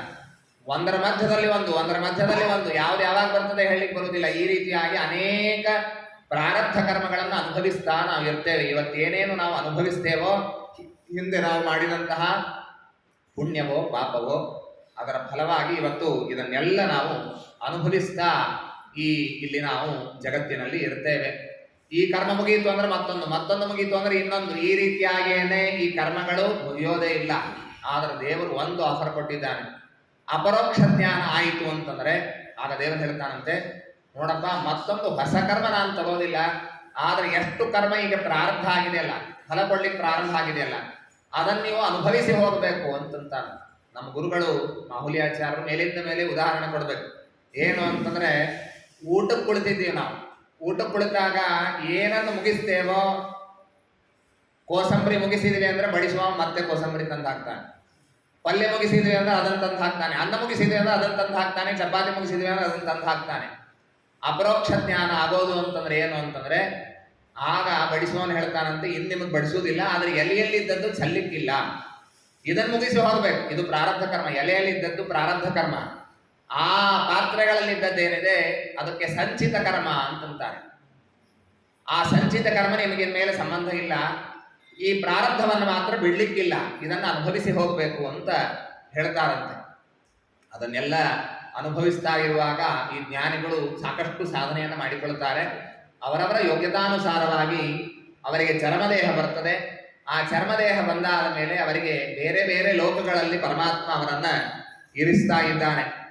ವಿದ್ಯಾ ತಪೋ ಯೋಗ ಸಮಾಧಿ ಭಾಜಾಂ. ವಿದ್ಯಾ ಅಂತ ಅನ್ನೋದಕ್ಕೆ ಇಬ್ಬರು, ಜ್ಞಾನ ಅಂತ ಅರ್ಥ ವಿದ್ಯಾ ಶಬ್ದಕ್ಕೆ. ಮಹಾಜ್ಞಾನ ಮತ್ತು ಜ್ಞಾನ ಅಂತ ಅದರಲ್ಲೇ ಎರಡು ಭಾಗವನ್ನು ಮಾಡಿ ತಾತ್ಪರ್ಯದಲ್ಲಿ ಆಚಾರ್ಯ ಹೇಳ್ತಾರೆ. ಯಾರಿಗೆ ದೇವರ ಅಪರೋಕ್ಷ ಜ್ಞಾನ 48 ನಿಮಿಷಕ್ಕೂ ಹೆಚ್ಚು ಕಾಲ ಆಗ್ತದೆ ಅವರಿಗೆ ಮಹಾಜ್ಞಾನಿಗಳು ಅಂತಂತಾರೆ. ಅಂಥವರು ಒಂದು ಮಟ್ಟದ ಸಾಧನವಾದ ಮೇಲೆ ಅವರನ್ನ ಪರಮಾತ್ಮ ಬ್ರಹ್ಮಲೋಕದಲ್ಲಿ ಅವರನ್ನ ಕರೆದುಕೊಂಡು ಹೋಗಿ ಅಲ್ಲಿ ವೈಕುಂಠ ಲೋಕದಲ್ಲಿ ಅವರನ್ನು ಇರಿಸ್ತಾನೆ. ಯಾರಿಗೆ 48 ನಿಮಿಷ ಅಪರೋಕ್ಷ ಜ್ಞಾನವಾಗ್ತದೆ ಅವರಿಗೆ ಜ್ಞಾನಿಗಳು ಅಂತಂತಾರೆ. ಆ ಜ್ಞಾನಿಗಳಿಗೆ ಪರಮಾತ್ಮ ಸತ್ಯಲೋಕದಲ್ಲಿ ಅವರನ್ನ ಇರಿಸ್ತಾ ಇದ್ದಾನೆ. ಯಾರಿಗೆ ಷಣ್ಮಾತ್ರ ಕಾಲದವರೆಗೆ 6 ಮಾತ್ರ ಅಂತನ್ನುವ ಹ್ರಸ್ವ ಆಕಾರದ ಉಚ್ಚಾರಣೆಗೆ ಬೇಕಾಗುವ ಕಾಲಕ್ಕೆ 1 ಮಾತ್ರ ಕಾಲ ಅಂತಂತಾರೆ. ಅಂತಹದ್ದು 6. ಅಷ್ಟು ಯಾರಿಗೆ ಪರಮಾತ್ಮನ ಅಪರೋಕ್ಷ ಜ್ಞಾನವಾಗ್ತದೆ ಅವರಿಗೆ ತಪಸ್ವಿ ಅಂತ ಕರೀತಾರೆ. ಅವರಿಗೆ ಸ್ಥಾನ ಇದ್ದದ್ದು ತಪೋಲೋಕದಲ್ಲಿ ಇರ್ತದೆ. 1 ಮಾತ್ರ ಕಾಲ ಅಪರೋಕ್ಷ ಜ್ಞಾನವಾಗುವವರಿಗೆ ಅವರಿಗೆ ಯೋಗಿಗಳು ಅಂತ ಕರೀತಾರೆ. ಅವರಿಗೆ ಜನೋಲೋಕದಲ್ಲಿ ಅವರು ಇರ್ತಾರೆ. ಕಾಲು ಭಾಗ ಪಾದಯೋಗಿಗಳು ಅಂತಂತಾರೆ. ಅಂತಲ್ಲಿಕ್ಕೆ ಎಷ್ಟು ಸಮಯ ಬೇಕು ಅದರ 25% ಕಾಲ ಅದರಲ್ಲಿ ಮಾತ್ರ ಅಪರೋಕ್ಷ ಜ್ಞಾನವಾಗುವ ಅಲ್ಪ ಯೋಗ್ಯತೆ ಇರುವ ಜನರನ್ನ ಅವರನ್ನು ಯೋಗಿಗಳು ಅಂತ ಕರೀತಾರೆ. ಅವರಿಗೆ ಮಹರ್ಲೋಕದಲ್ಲಿ ಅವರಿಗೆ ಸ್ಥಾನ ಸಿಗುತ್ತದೆ. ಅಲ್ಲಿದ್ದುಕೊಂಡು ಅವರು ಸಾಧನೆಯನ್ನು ಮಾಡುತ್ತಾ ಮುಂದೆ ಬ್ರಹ್ಮದೇವರ 100 ವರ್ಷ ಮುಗಿದಾದ ಮೇಲೆ ಬ್ರಹ್ಮದೇವರ ಜೊತೆಗೆ ಮೋಕ್ಷಕ್ಕೆ ಅವರು ತೆರಳುತ್ತಾ ಇದ್ದಾರೆ ಅಂತ ಹೇಳ್ತಾರೆ. ಇಲ್ಲಿನ್ನೂ ವಿಸ್ತಾರ ಮಾಡಬೇಕಾದ ವಿಷಯ ಬಹಳ ಇದೆ, ಸಮಯ ಅಷ್ಟೆಲ್ಲ ಇಲ್ಲ ಅನ್ನೋದಕ್ಕಾಗಿ ಮುಂದೆ ಹೋಗ್ತಾ ಇದ್ದೀನಿ. ಸತ್ಯಲೋಕದ ಮಹಿಮಾ ಎಂಥದ್ದು ಅಂದ್ರೆ ನ ಯತ್ರ ಶೋಕೋ ನ ಜರಾ ನ ಮೃತ್ಯುರ್ನ ಚೋದ್ವೇಗ ರತೆ ಕುತಶ್ಚಿದ ಯಶ್ಚಿತ್ತತೋದ ಕ್ರಿಯಾನಿದಂ ನಿದಂ ವಿದಾಂ ದುರಂತ ದುಃಖ ಪ್ರಭವಾನು ದರ್ಶನಂ. ಪ್ರಾಯಶಃ ಮೋಕ್ಷದಲ್ಲಿರುವ ಬಹಳಷ್ಟು ಸೌಲಭ್ಯಗಳು ಸತ್ಯಲೋಕದಲ್ಲಿ, ಅಂದ್ರೆ ಬ್ರಹ್ಮದೇವರ ಲೋಕ, ಸತ್ಯಲೋಕದಲ್ಲಿ ಬ್ರಹ್ಮದೇವರ ಮನೆ ಇದೆ. ಅಲ್ಲಿ ನಯತ್ರ ಶೋಕೋ, ಅಲ್ಲಿ ದುಃಖ ಆಗೋದಿಲ್ಲ, ಇಂಥದ್ದಾಗಬಾರ್ದಿತ್ತು ಅಂತ ಪಶ್ಚಾತ್ತಾಪ ಆಗುವ ಪ್ರಸಂಗ ಇರೋದಿಲ್ಲ. ನ ಜರ, ಮುಖ ಬರೋದಿಲ್ಲ. ನ ಮೃತ್ಯು, ಮರಣ ಇಲ್ಲ. ಆ ರೀತಿಯಾಗಿ ಅಲ್ಲಿ ಜನರಿರ್ತಾರೆ. ಹೀಗಾಗಿ ಇಂತಹ ಜ್ಞಾನವನ್ನು ಗಳಿಸಲಿಕ್ಕೆ ನಾವು ಪ್ರಯತ್ನವನ್ನು ಮಾಡಬೇಕು. ನಹ್ಯತೋನ್ಯ ಶಿವ ಪಂಥಾ ವಿಶ್ವದ ಸಂಸೃತಾಗ್ಯ ವಾಸುದೇವೇ ಭಗವತಿ ಭಕ್ತಿ ಯೋಗೋ ಯತೋ ಭವೇತ್. ಭಗವಂತನಲ್ಲಿ ಭಕ್ತಿಯನ್ನು ಮಾಡುವ ಏನೋ ಒಂದು ಮಾರ್ಗ ಇದೆ. ಇದಕ್ಕಿಂತ ಭದ್ರವಾದ ಮಂಗಲಕರವಾದಂತಹ ದಾರಿ ಮಾರ್ಗ ಅಂತ ಅನ್ನೋದು ಮೋಕ್ಷಕ್ಕೆ ಮತ್ತೊಂದಿಲ್ಲ. ಹೀಗಾಗಿ ಭಗವಂತನ ಶ್ರವಣ, ಅವನ ಕೀರ್ತನ, ಭಗವಂತನ ಸ್ಮರಣ ಇದನ್ನೆಲ್ಲ ಮಾಡ್ತಾ ಇರಬೇಕು. ಪಿಬಂತಿಯೇ ಭಗವತಾತ್ಮನಸ್ಸತಾಂ ಕಥಾಮೃತಂ ಶ್ರವಣ ಪುಟೇಶು ಸಂಭೃತಂ ಪುನಂತಿ ತೇ ವಿಷಯ ವಿದೂಷಿತಾಶಯಂ ಪ್ರಜಂತಿ ತಚ್ಚರಣ ಸರೋರುಹಾಂತಿಕಂ. ಯಾರು ಈ ಭಾಗವತವನ್ನು ಕೇಳ್ತಾರೋ, ಭಗವತ ಕಥಾ ಪಾನವನ್ನು ಮಾಡ್ತಾರೋ, ಶ್ರವಣ ಪುಟೇನ ಇದನ್ನು ಪಾನ ಮಾಡಲಿಕ್ಕೆ ಭೊಗಸೆ ಸಾಲೋದಿಲ್ಲ, ಕಿವಿಯಿಂದ ಇದನ್ನು ಪಾನ ಮಾಡಬೇಕು. ಅವರೇನಾಗ್ತದೆ ಅಂತಂದ್ರೆ ಕಿವಿಯಿಂದ ಒಳಗೆ ಹೋದ ಭಗವಂತನ ಕಥೆ ಅದು ಮನಸ್ಸಿನಲ್ಲಿರುವಂತಹ ಎಲ್ಲ ಕಲ್ಮಶಗಳನ್ನು ಅದು ಪರಿಹಾರ ಮಾಡುತ್ತದೆ, ಭಗವಂತನ ಕಡೆಗೆ ನಮ್ಮನ್ನ ಕರೆದುಕೊಂಡು ಹೋಗ್ತದೆ ಅಂತ ಈ ರೀತಿಯಾಗಿ ತಿಳಿಸಿದ್ದಾರೆ. ಅದಾದ ಮೇಲೆ ಬೇರೆ ಬೇರೆ ದೇವತೆಗಳ ಉಪಾಸನೆ ಯಾವ್ದ್ಯಾವ್ದಕ್ಕೆ ಮಾಡಬೇಕು ಅಂತ ಅನ್ನೋದನ್ನೆಲ್ಲ ಬಹಳ ವಿಸ್ತಾರವಾಗಿ ಹೇಳಿದ್ದಾರೆ. ಏವಮೇತನ್ ನಿಗದಿತಂ ಪೃಷ್ಠವಾನ್ಯದ್ ಭವಾನ್ ಮಮ. ನೀನು ಕೇಳಿದಂತಹ ವಿಷಯವನ್ನೆಲ್ಲ ನಾನು ಹೇಳಿದ್ದೀನಿ. ಯಾರಿಗೆ ಬ್ರಹ್ಮವರ್ಚಸ್ಸಿ ಆಗಬೇಕು ಅಂತ ಇಚ್ಛೆ ಇದೆ ಅವರು ವಾಯುದೇವರ ಉಪಾಸನೆಯನ್ನು ಮಾಡಬೇಕು. ಇಂದ್ರಿಯಗಳು ಗಟ್ಟಿಮುಟ್ಟಿ ಆಗಿರಬೇಕು ಅಂತ ಇರುವವರು ಪ್ರಜಾಪತಿಗಳ ಉಪಾಸನೆಯನ್ನು ಮಾಡಬೇಕು. ಯಾರಿಗೆ ಬಹಳ ಸಂಪತ್ತಿನ ಅಪೇಕ್ಷೆ ಇದೆ ಅವರು ಲಕ್ಷ್ಮೀದೇವಿಯ ಉಪಾಸನೆಯನ್ನು ಮಾಡಬೇಕು. ತೇಜಸ್ಕಾಮನಾದವನು ಸೂರ್ಯನ ಉಪಾಸನೆಯನ್ನು ಮಾಡಬೇಕು. ಬಹಳ ಸಂಪತ್ತು ಸಿಗಬೇಕು ಅಂತ ಇಚ್ಛೆ ಇದ್ರೆ ವಸುದೇವತೆಗಳನ್ನ, ವೀರ್ಯ ಇರಬೇಕು, ಬಹಳ ಪರಾಕ್ರಮ ಇರಬೇಕು ಅಂತಿದ್ದವರು ರುದ್ರದೇವರನ್ನ ನಾವು ಉಪಾಸನೆ ಮಾಡಬೇಕು. ರಾಷ್ಟ್ರ, ನಾನು ದೇಶದ ರಾಜನಾಗಬೇಕು ಅಂತ ಬಯಸುವ ವಿಶ್ವೇ ದೇವತೆಗಳ ಪೂಜೆಯನ್ನ ಮಾಡಬೇಕು. ಆಯುಷ್ಯ ಹೆಚ್ಚಾಗಬೇಕಾಗಿದ್ರೆ ಅಶ್ವಿನಿ ದೇವತೆಗಳನ್ನ, ಪುಷ್ಟಿಕಾಮ ಇಳಾಂ ತ್ಯಜೇತ್, ಪುಷ್ಟಿಕಾಮ ಪುರುಷೋ ರೋದಸಿ, ಲೋಕಮಾತರು, ಬೇರೆ ಬೇರೆ ಲೋಕಮಾತರು ಆ ದೇವತೆಗಳನ್ನೆಲ್ಲ ಪುಷ್ಟಿಕಾಮನಾದವನು ಪೂಜೆಯನ್ನ ಮಾಡಬೇಕು. ವಿದ್ಯಾಕಾಮನಾದವನು ರುದ್ರದೇವರನ್ನ, ದಾಂಪತ್ಯ ಸರಿಯಾಗಿರಬೇಕಾದ್ರೆ ಪಾರ್ವತೀ ದೇವಿಯ ಉಪಾಸನೆಯನ್ನು ಮಾಡ್ರಿ. ರಾಜ್ಯಕಾಮೋ ಮನುಗಳನ್ನ ರಾಜ್ಯಕಾಮ ಇದ್ರೆ ಮನು ದೇವತೆಗಳನ್ನ ಪೂಜೆ ಮಾಡಬೇಕು. ನಾನು ಒಂದು ಊರಿಗೆ ಮೇಯರ್ ಆಗಬೇಕು. ಗ್ರಾಮ ಕಾಮೋ ಯಜೇತ್ ಸೋಮ, ಚಂದ್ರನ ಪೂಜೆಯನ್ನು ಮಾಡಬೇಕಂತ. ಕಾಮ ಸರ್ವ ಕಾಮೋವ ಮೋಕ್ಷದ ಕಾಮ ಉದಾರಧೀಹಿ ತೀವ್ರೇಣ ಭಕ್ತಿ ಯೋಗೇನ ಯಜೇತ ಪುರುಷಂ ಪರಂ. ಬೇರೆ ಇಚ್ಛೆಗಳಿಲ್ಲದೆ ಇದ್ದವನು, ದೇವರನ್ನೇ ಬಯಸುವಂಥವರು, ಇಂತಹ ಉತ್ತಮ ಭಕ್ತರು ಯಾರಿದ್ದಾರೋ ಅವರೆಲ್ಲರೂ ಕೂಡ ಭಗವಂತನ ಪೂಜೆಯನ್ನ, ಭಗವಂತನ ಆರಾಧನೆಯನ್ನ ತೀವ್ರೇಣ ಭಕ್ತಿ ಯೋಗೇನ, ಅತ್ಯಂತ ಭಕ್ತಿಯಿಂದ ಭಗವಂತನನ್ನ ನಾವು ಪೂಜೆಯನ್ನ ಸರ್ವಥಾ ಮಾಡಲೇಬೇಕು. ಸೂರ್ಯ ಉದಯ ಅಸ್ತ ಆಗ್ತಾ ಇರುವಾಗ ಒಂದು ದಿವಸ ಹೋಗತ್ತೆ, ನಮ್ಮ ಆಯುಷ್ಯ ಕಡಿಮೆ ಆಗ್ತಾ ಹೋಗ್ತದೆ. ಹೀಗಾಗಿ ದೇವರ ಚಿಂತನೆ ಇಲ್ಲದೆ ಕಳೆದ ಕ್ಷಣಗಳೆಲ್ಲ ವ್ಯರ್ಥ. ಗಿಡ ಮರಗಳು ಬದುಕಿದೆ, ಆ ಬದುಕು ನಮ್ದಾಗಬಾರ್ದು. ತರವಕ್ಕಿನ್ನ ಜೀವಂತಿ ಭಸ್ತ್ರಾಕ್ಕಿನ್ನ ಸ್ವಸಂತ್ಯುತ ತಿದಿ ಅಂತಂತಾರೆ ನೋಡ್ರಿ. ಕಮ್ಮಾರ ಮಾಡುವಂತಹ ಕೆಲಸ ಮಾಡುವಾಗ ಒಂದು ಚರ್ಮದ ಚೀಲ ಇಟ್ಟುಕೊಂಡಿರ್ತಾನೆ, ಅದರೊಳಗೂ ಗಾಳಿ ಒಳಗೆ ಹೋಗತ್ತೆ, ಹೊರಗೆ ಬರುತ್ತೆ. ಅಷ್ಟ ಮಾತ್ರ ಅದಕ್ಕೆ ಜೀವನ ಇದು ಸಾರ್ಥಕ ಆಗೋದಿಲ್ಲ. ಪಶು ಪ್ರಾಣಿಗಳು ತಿಂದು ಉಂಡು ಅವು ಜೀವನವನ್ನು ನಡೆಸ್ತದೆ. ಆದ್ದರಿಂದಾಗಿ ಹಾಗೆ ತೊಡಗಬಾರದು. ದೇವರ ಕಥಾಶ್ರವಣ, ದೇವರಲ್ಲಿ ಮನಸ್ಸಿಟ್ಟು ಜೀವನವನ್ನು ಸಾರ್ಥಕ ಮಾಡಿಕೊಳ್ಳಬೇಕು. ಬಿಲೇಬತೋರು ಕ್ರಮ ವಿಕ್ರಮಾನ್ಯೇನ ಶೃಣ್ವತಃ ಕರ್ಣಪುಟೇನ ರಸ್ಯ ಜಿಹ್ವಾಸತಿ ದಾರ್ದುರಿಕೆ ಮಸೂತ ಜಿಹ್ವಾಸತಿ ದಾರ್ದುರಿಕೆ ಮಯೋಸೌ ನಚೇತ್ ಪ್ರಗಾಯತ್ತು ರುಗಾಯ ಗಾಥಾಂ. ಈ ಕಿವಿಗಳು ಯಾವ ಕಿವಿಗಳಲ್ಲೇ ಭಗವಂತನ ಕಥೆ ಬೀಳೋದಿಲ್ಲ, ಅದು ಗಿಡಗಳ ಪೊಟರ ಇದ್ದ ಹಾಗೆ. ಯಾವ ನಾಲಿಗೆಯಲ್ಲಿ ದೇವರ ಗುಣಗಾನ ಬರೋದಿಲ್ಲ, ಆ ಚರ್ಮ ವ್ಯರ್ಥ. ತಲೆ ಬಹಳ ಸುಂದರವಾಗಿದೆ, ಕಿರೀಟವನ್ನು ಹಾಕೊಂಡಿದ್ದಾನೆ, ಪೇಟ ಸುತ್ತಕೊಂಡಿದ್ದಾನೆ, ಹಾರ ಪಟ್ಟ ಕಿರೀಟ ಜುಷ್ಟಂ, ಎಷ್ಟು ಅಲಂಕಾರ ಮಾಡಿಕೊಂಡ್ರೆ. ಯಾವ ತಲೆಯಲ್ಲಿ ದೇವರ ವಿಚಾರಗಳೇ ಇಲ್ಲ, ದೇವರ ಬಗ್ಗೆ ಭಾವನೆ ಇಲ್ಲ, ಅಂತಹ ತಲೆ ಇದು ದೇಹಕ್ಕೆ ಭಾರ. ಹಾರ ಪರಂ ಪಟ್ಟ ಕಿರೀಟ ಜುಷ್ಟಂ ಅಪ್ಯುತ್ತಮಾಂಗಂ ನಮೇನ್ ಮುಕುಂದಂ. ದೊಡ್ಡವರು ಕಂಡ್ರೆ ದೇವರು ಕಂಡ್ರೆ ಬಾಗೋದಿಲ್ಲ ತಲೆ, ಅಂತಹ ತಲೆ ತೆಗೆದುಕೊಂಡು ಮಾಡಬೇಕಾದದ್ದೇನಿದೆ. ಶಾವೌ ಕರೋತ್ ನೋ ಕುರುತಃ ಸಪರ್ಯಾಂ ಹರೇರ್ಲ ಸತ್ಕಾಂಚನ ಕಂಕಣವ್ವ. ಕೈಯಲ್ಲಿ ಬೇಕಾದಷ್ಟು ಬಂಗಾರದ ಬಳೆ ಇರ್ಬೋದು, ಬ್ರೆಸ್ಲೆಟ್ ಹಾಕೊಂಡಿರ್ಬೋದು. ಯಾವ ಕೈಗಳು ದೇವರ ಆರಾಧನೆಗೆ, ದೇವರ ಪೂಜೆಗೆ ತೊಡಗೋದಿಲ್ಲ. ಶಾವೌ ಕರವು, ಅದು ಶಬದ ಕರಗಳಿದ್ದಂತೆ ಅಂತ ಬೈದಿದ್ದಾರೆ. ಯಾವ ಕಣ್ಣುಗಳು ದಿವ್ಯವಾದ ಭಗವದ್ ರೂಪಗಳನ್ನು ಕಾಣಲಿಕ್ಕೆ ಬಯಸೋದಿಲ್ಲ, ಕಾಣೋದಿಲ್ಲ, ಅದು ನವಿಲಿನ ಪುಚ್ಚದ ಕಣ್ಣಿದ್ದಂತೆ ಅಂತ ಈ ರೀತಿಯಾಗೆಲ್ಲ ಅವುಗಳನ್ನು ವಿಶೇಷವಾಗಿ ನಿಂದ ಮಾಡಿದ್ದಾರೆ. ಎಲ್ಲ ಇಂದ್ರಿಯಗಳ ಸಾರ್ಥಕ್ಯ ಬರೋದು ಯಾವಾಗ ಅಂತಂದ್ರೆ ಅದು ಎಲ್ಲವೂ ಕೂಡ ಭಗವಂತನಿಗೆ ಅಭಿಮುಖವಾದಾಗ. ಇದನ್ನೆಲ್ಲ ಕೇಳ್ತಾ ಕೇಳ್ತಾ ಪರೀಕ್ಷಿತ ರಾಜ ಹೇಳ್ತಾನೆ, ಸ್ವಾಮಿ ಶುಕಾಚಾರ್ಯರೇ, ನೀವು ಹೇಳ್ತಾ ಇರುವ ಕಥೆಗಳನ್ನು ಕೇಳ್ತಾ ಇದ್ರೆ ತಮೋ ವಿಶೀರ್ಯತೆ ಮಹ್ಯಂ ಹರೇ ಕಥಯತ ಕಥಾ, ನನ್ನ ಎಲ್ಲ ಅಜ್ಞಾನ ಹೊರಟು ಹೋಗ್ತಾ ಇದೆ ಅಂತ ಹೇಳ್ತಾ ಇದ್ದಾರೆ. ಶುಕಾಚಾರ್ಯರು ತಾವು ಮಂಗಲಾಚರಣವನ್ನು ಮಾಡ್ತಾ ಪ್ರಾರಂಭ ಮಾಡ್ತಾರೆ. ನಮಃ ಪರಸ್ಮೈ ಪುರುಷಾಯ ಭೂಯಸೆ ಸದುದ್ಭವ ಸ್ಥಾನ ನಿರೋಧ ಲೀಲಯ ಗ್ರಹೀತ ಶಕ್ತಿ ತ್ರತಯಾಯ ದೇಹಿ ನಾಮಂತರ್ಧ್ರುವಾಯಾನುಪಲಭ್ಯ ವರ್ತಮನೆ. ದೇವರನ್ನ ಕೆಲವು ಶ್ಲೋಕಗಳಿಂದ ಕೊಂಡಾಡಿ ಪರಮಾತ್ಮನಿಗೆ ನಾವು ನಮಸ್ಕಾರವನ್ನು ಮಾಡ್ತೇವೆ. ಯಾವ ಪರಮಾತ್ಮ ಇಚ್ಛಾಶಕ್ತಿ, ಜ್ಞಾನಶಕ್ತಿ, ಕ್ರಿಯಾಶಕ್ತಿ ಎಂಬಂತಹ ಮೂರು ನಿತ್ಯವಾದಂತಹ ಶಕ್ತಿಗಳನ್ನ ಪಡೆದಿದ್ದಾನೆ, ಅಂತಹ ಪರಮಾತ್ಮನಿಗೆ ನಾವು ನಮಸ್ಕಾರವನ್ನು ಮಾಡ್ತೇವೆ. ಮಹಾಮಹಾ ತಪಸ್ವಿಗಳು, ಮನೋನಿಗ್ರಹವನ್ನು ಪಡೆದವರು, ಮಂತ್ರಜ್ಞರು, ಇವರೆಲ್ಲ ಮಾಡಿದಂತಹ ಕರ್ಮಗಳಿಗೆ ಸಾರ್ಥಕ್ಯ ಯಾವಾಗ ಅಂತಂದ್ರೆ ಯಾವಾಗ ತಾವು ಕರ್ಮವನ್ನ ದೇವರಲ್ಲಿ ಸಮರ್ಪಣೆ ಮಾಡ್ತಾರೋ ಆಗೇ ಆಗ್ತದೆ. ಕ್ಷೇಮಂ ನ ವಿಂದಂತಿ ವಿನಾಯ ದರ್ಪಣಂ ತಸ್ಮೈ ಸುಭದ್ರಶ್ರವಸೇ ನಮೋ ನಮಃ. ಇದು ಬಹಳ ಪ್ರಧಾನ. ಬಹಳ ದೊಡ್ಡ ದೊಡ್ಡ ಕೆಲಸಗಳನ್ನು ನಾವು ಮಾಡಬಹುದು, ಅದನ್ನು ದೇವರಿಗೆ ಸಮರ್ಪಣೆ ಮಾಡದೆ ಹೋದರೆ ಅದರ ಫಲ ಅತ್ಯಲ್ಪವಾಗಿ ಬಿಡುತ್ತದೆ. ಅಕ್ಷಯಂ ಕರ್ಮಯಸ್ಮಿನ್ ಪರೇ ಸ್ವರ್ಪಿತಂ. ಭಗವಂತನ ಪಾದದಲ್ಲಿ ಚೆನ್ನಾಗಿ ಅರ್ಪಣೆ ಮಾಡಿದರೆ ಮಾತ್ರ ಅನಂತವಾದಂತಹ ಫಲವನ್ನು ತಂದುಕೊಡುತ್ತದೆ. ಇಲ್ಲದೆ ಹೋದರೆ ಕರ್ಮಗಳಿಗೆ ಅನಂತ ಫಲ ಅಂತನ್ನೋದು ಬರೋದಿಲ್ಲ ಅಂತ ಈ ರೀತಿಯಾಗಿ ಹೇಳ್ತಾರೆ. ಅದಾದ ಮೇಲೆ ಆ ಶುಕಾಚಾರ್ಯರು ಪರೀಕ್ಷಿತ ರಾಜನಿಗೆ ಹೇಳುವಾಗ, ಭಾಗವತದ ಉಪದೇಶವನ್ನು ಹೇಳುವಾಗ ಅವ್ರು ಹೇಳ್ತಾರೆ, ನಾರದರು ಹಾಗೂ ಬ್ರಹ್ಮದೇವರ ಸಂವಾದದಲ್ಲಿ ಏನು ವಿಷಯ ಬಂತೋ ಅದನ್ನೇ ನಾನೀಗ ಉಪದೇಶ ಮಾಡ್ತೀನಿ ಅಂತ ಹೇಳಲಿಕ್ಕೆ ಪ್ರಾರಂಭ ಮಾಡಿ, ನಾರದ ಋಷಿಗಳು ಒಮ್ಮೆ ಸತ್ಯಲೋಕಕ್ಕೆ ಬಂದಂತೆ ಬ್ರಹ್ಮದೇವರು ಇರುವಲ್ಲಿ ಅವರ ಸ್ತೋತ್ರವನ್ನು ಮಾಡುತ್ತಾರೆ. ನಾಹಂ ವೇದ ಪರಂ ತಸ್ಮಾತ್ ನಾವರನ್ನ ಸಮಂ ವಿಭೋ. ಸ್ವಾಮಿ ಬ್ರಹ್ಮದೇವರೇ, ನಿಮಗೆ ಸಮಾನರಾದವರಿಲ್ಲ, ನಿಮ್ಮನ್ನು ಮೀರಿದವರಂತೂ ಇಲ್ಲೇ ಇಲ್ಲ, ನೀವೇ ಜಗದ್ಗುರುಗಳು ಅಂತ ಸ್ತೋತ್ರ ಮಾಡಿದರಂತೆ. ಇನ್ನೂ ಅನೇಕ ಮಾತುಗಳು ಬರುತ್ತದೆ. ಆಗ ನಾರದರು ಈ ಮಾತನ್ನು ಕೇಳಿ ಬ್ರಹ್ಮದೇವರು ಪ್ರಾಯಶ್ಚಿತ್ತವನ್ನು ಮಾಡಿಕೊಂಡಂತೆ. ನಾನು ಮುಖ್ಯ ಅಲ್ಲ, ದೇವರವನು ಸ್ವತಂತ್ರ. ನಾರಾಯಣ ಪರೋ ಯೋಗೋ ನಾರಾಯಣ ಪರಂ ತಪಃ ನಾರಾಯಣ ಪರಂ ಜ್ಞಾನಂ ನಾರಾಯಣ ಪರಾಗತಿ.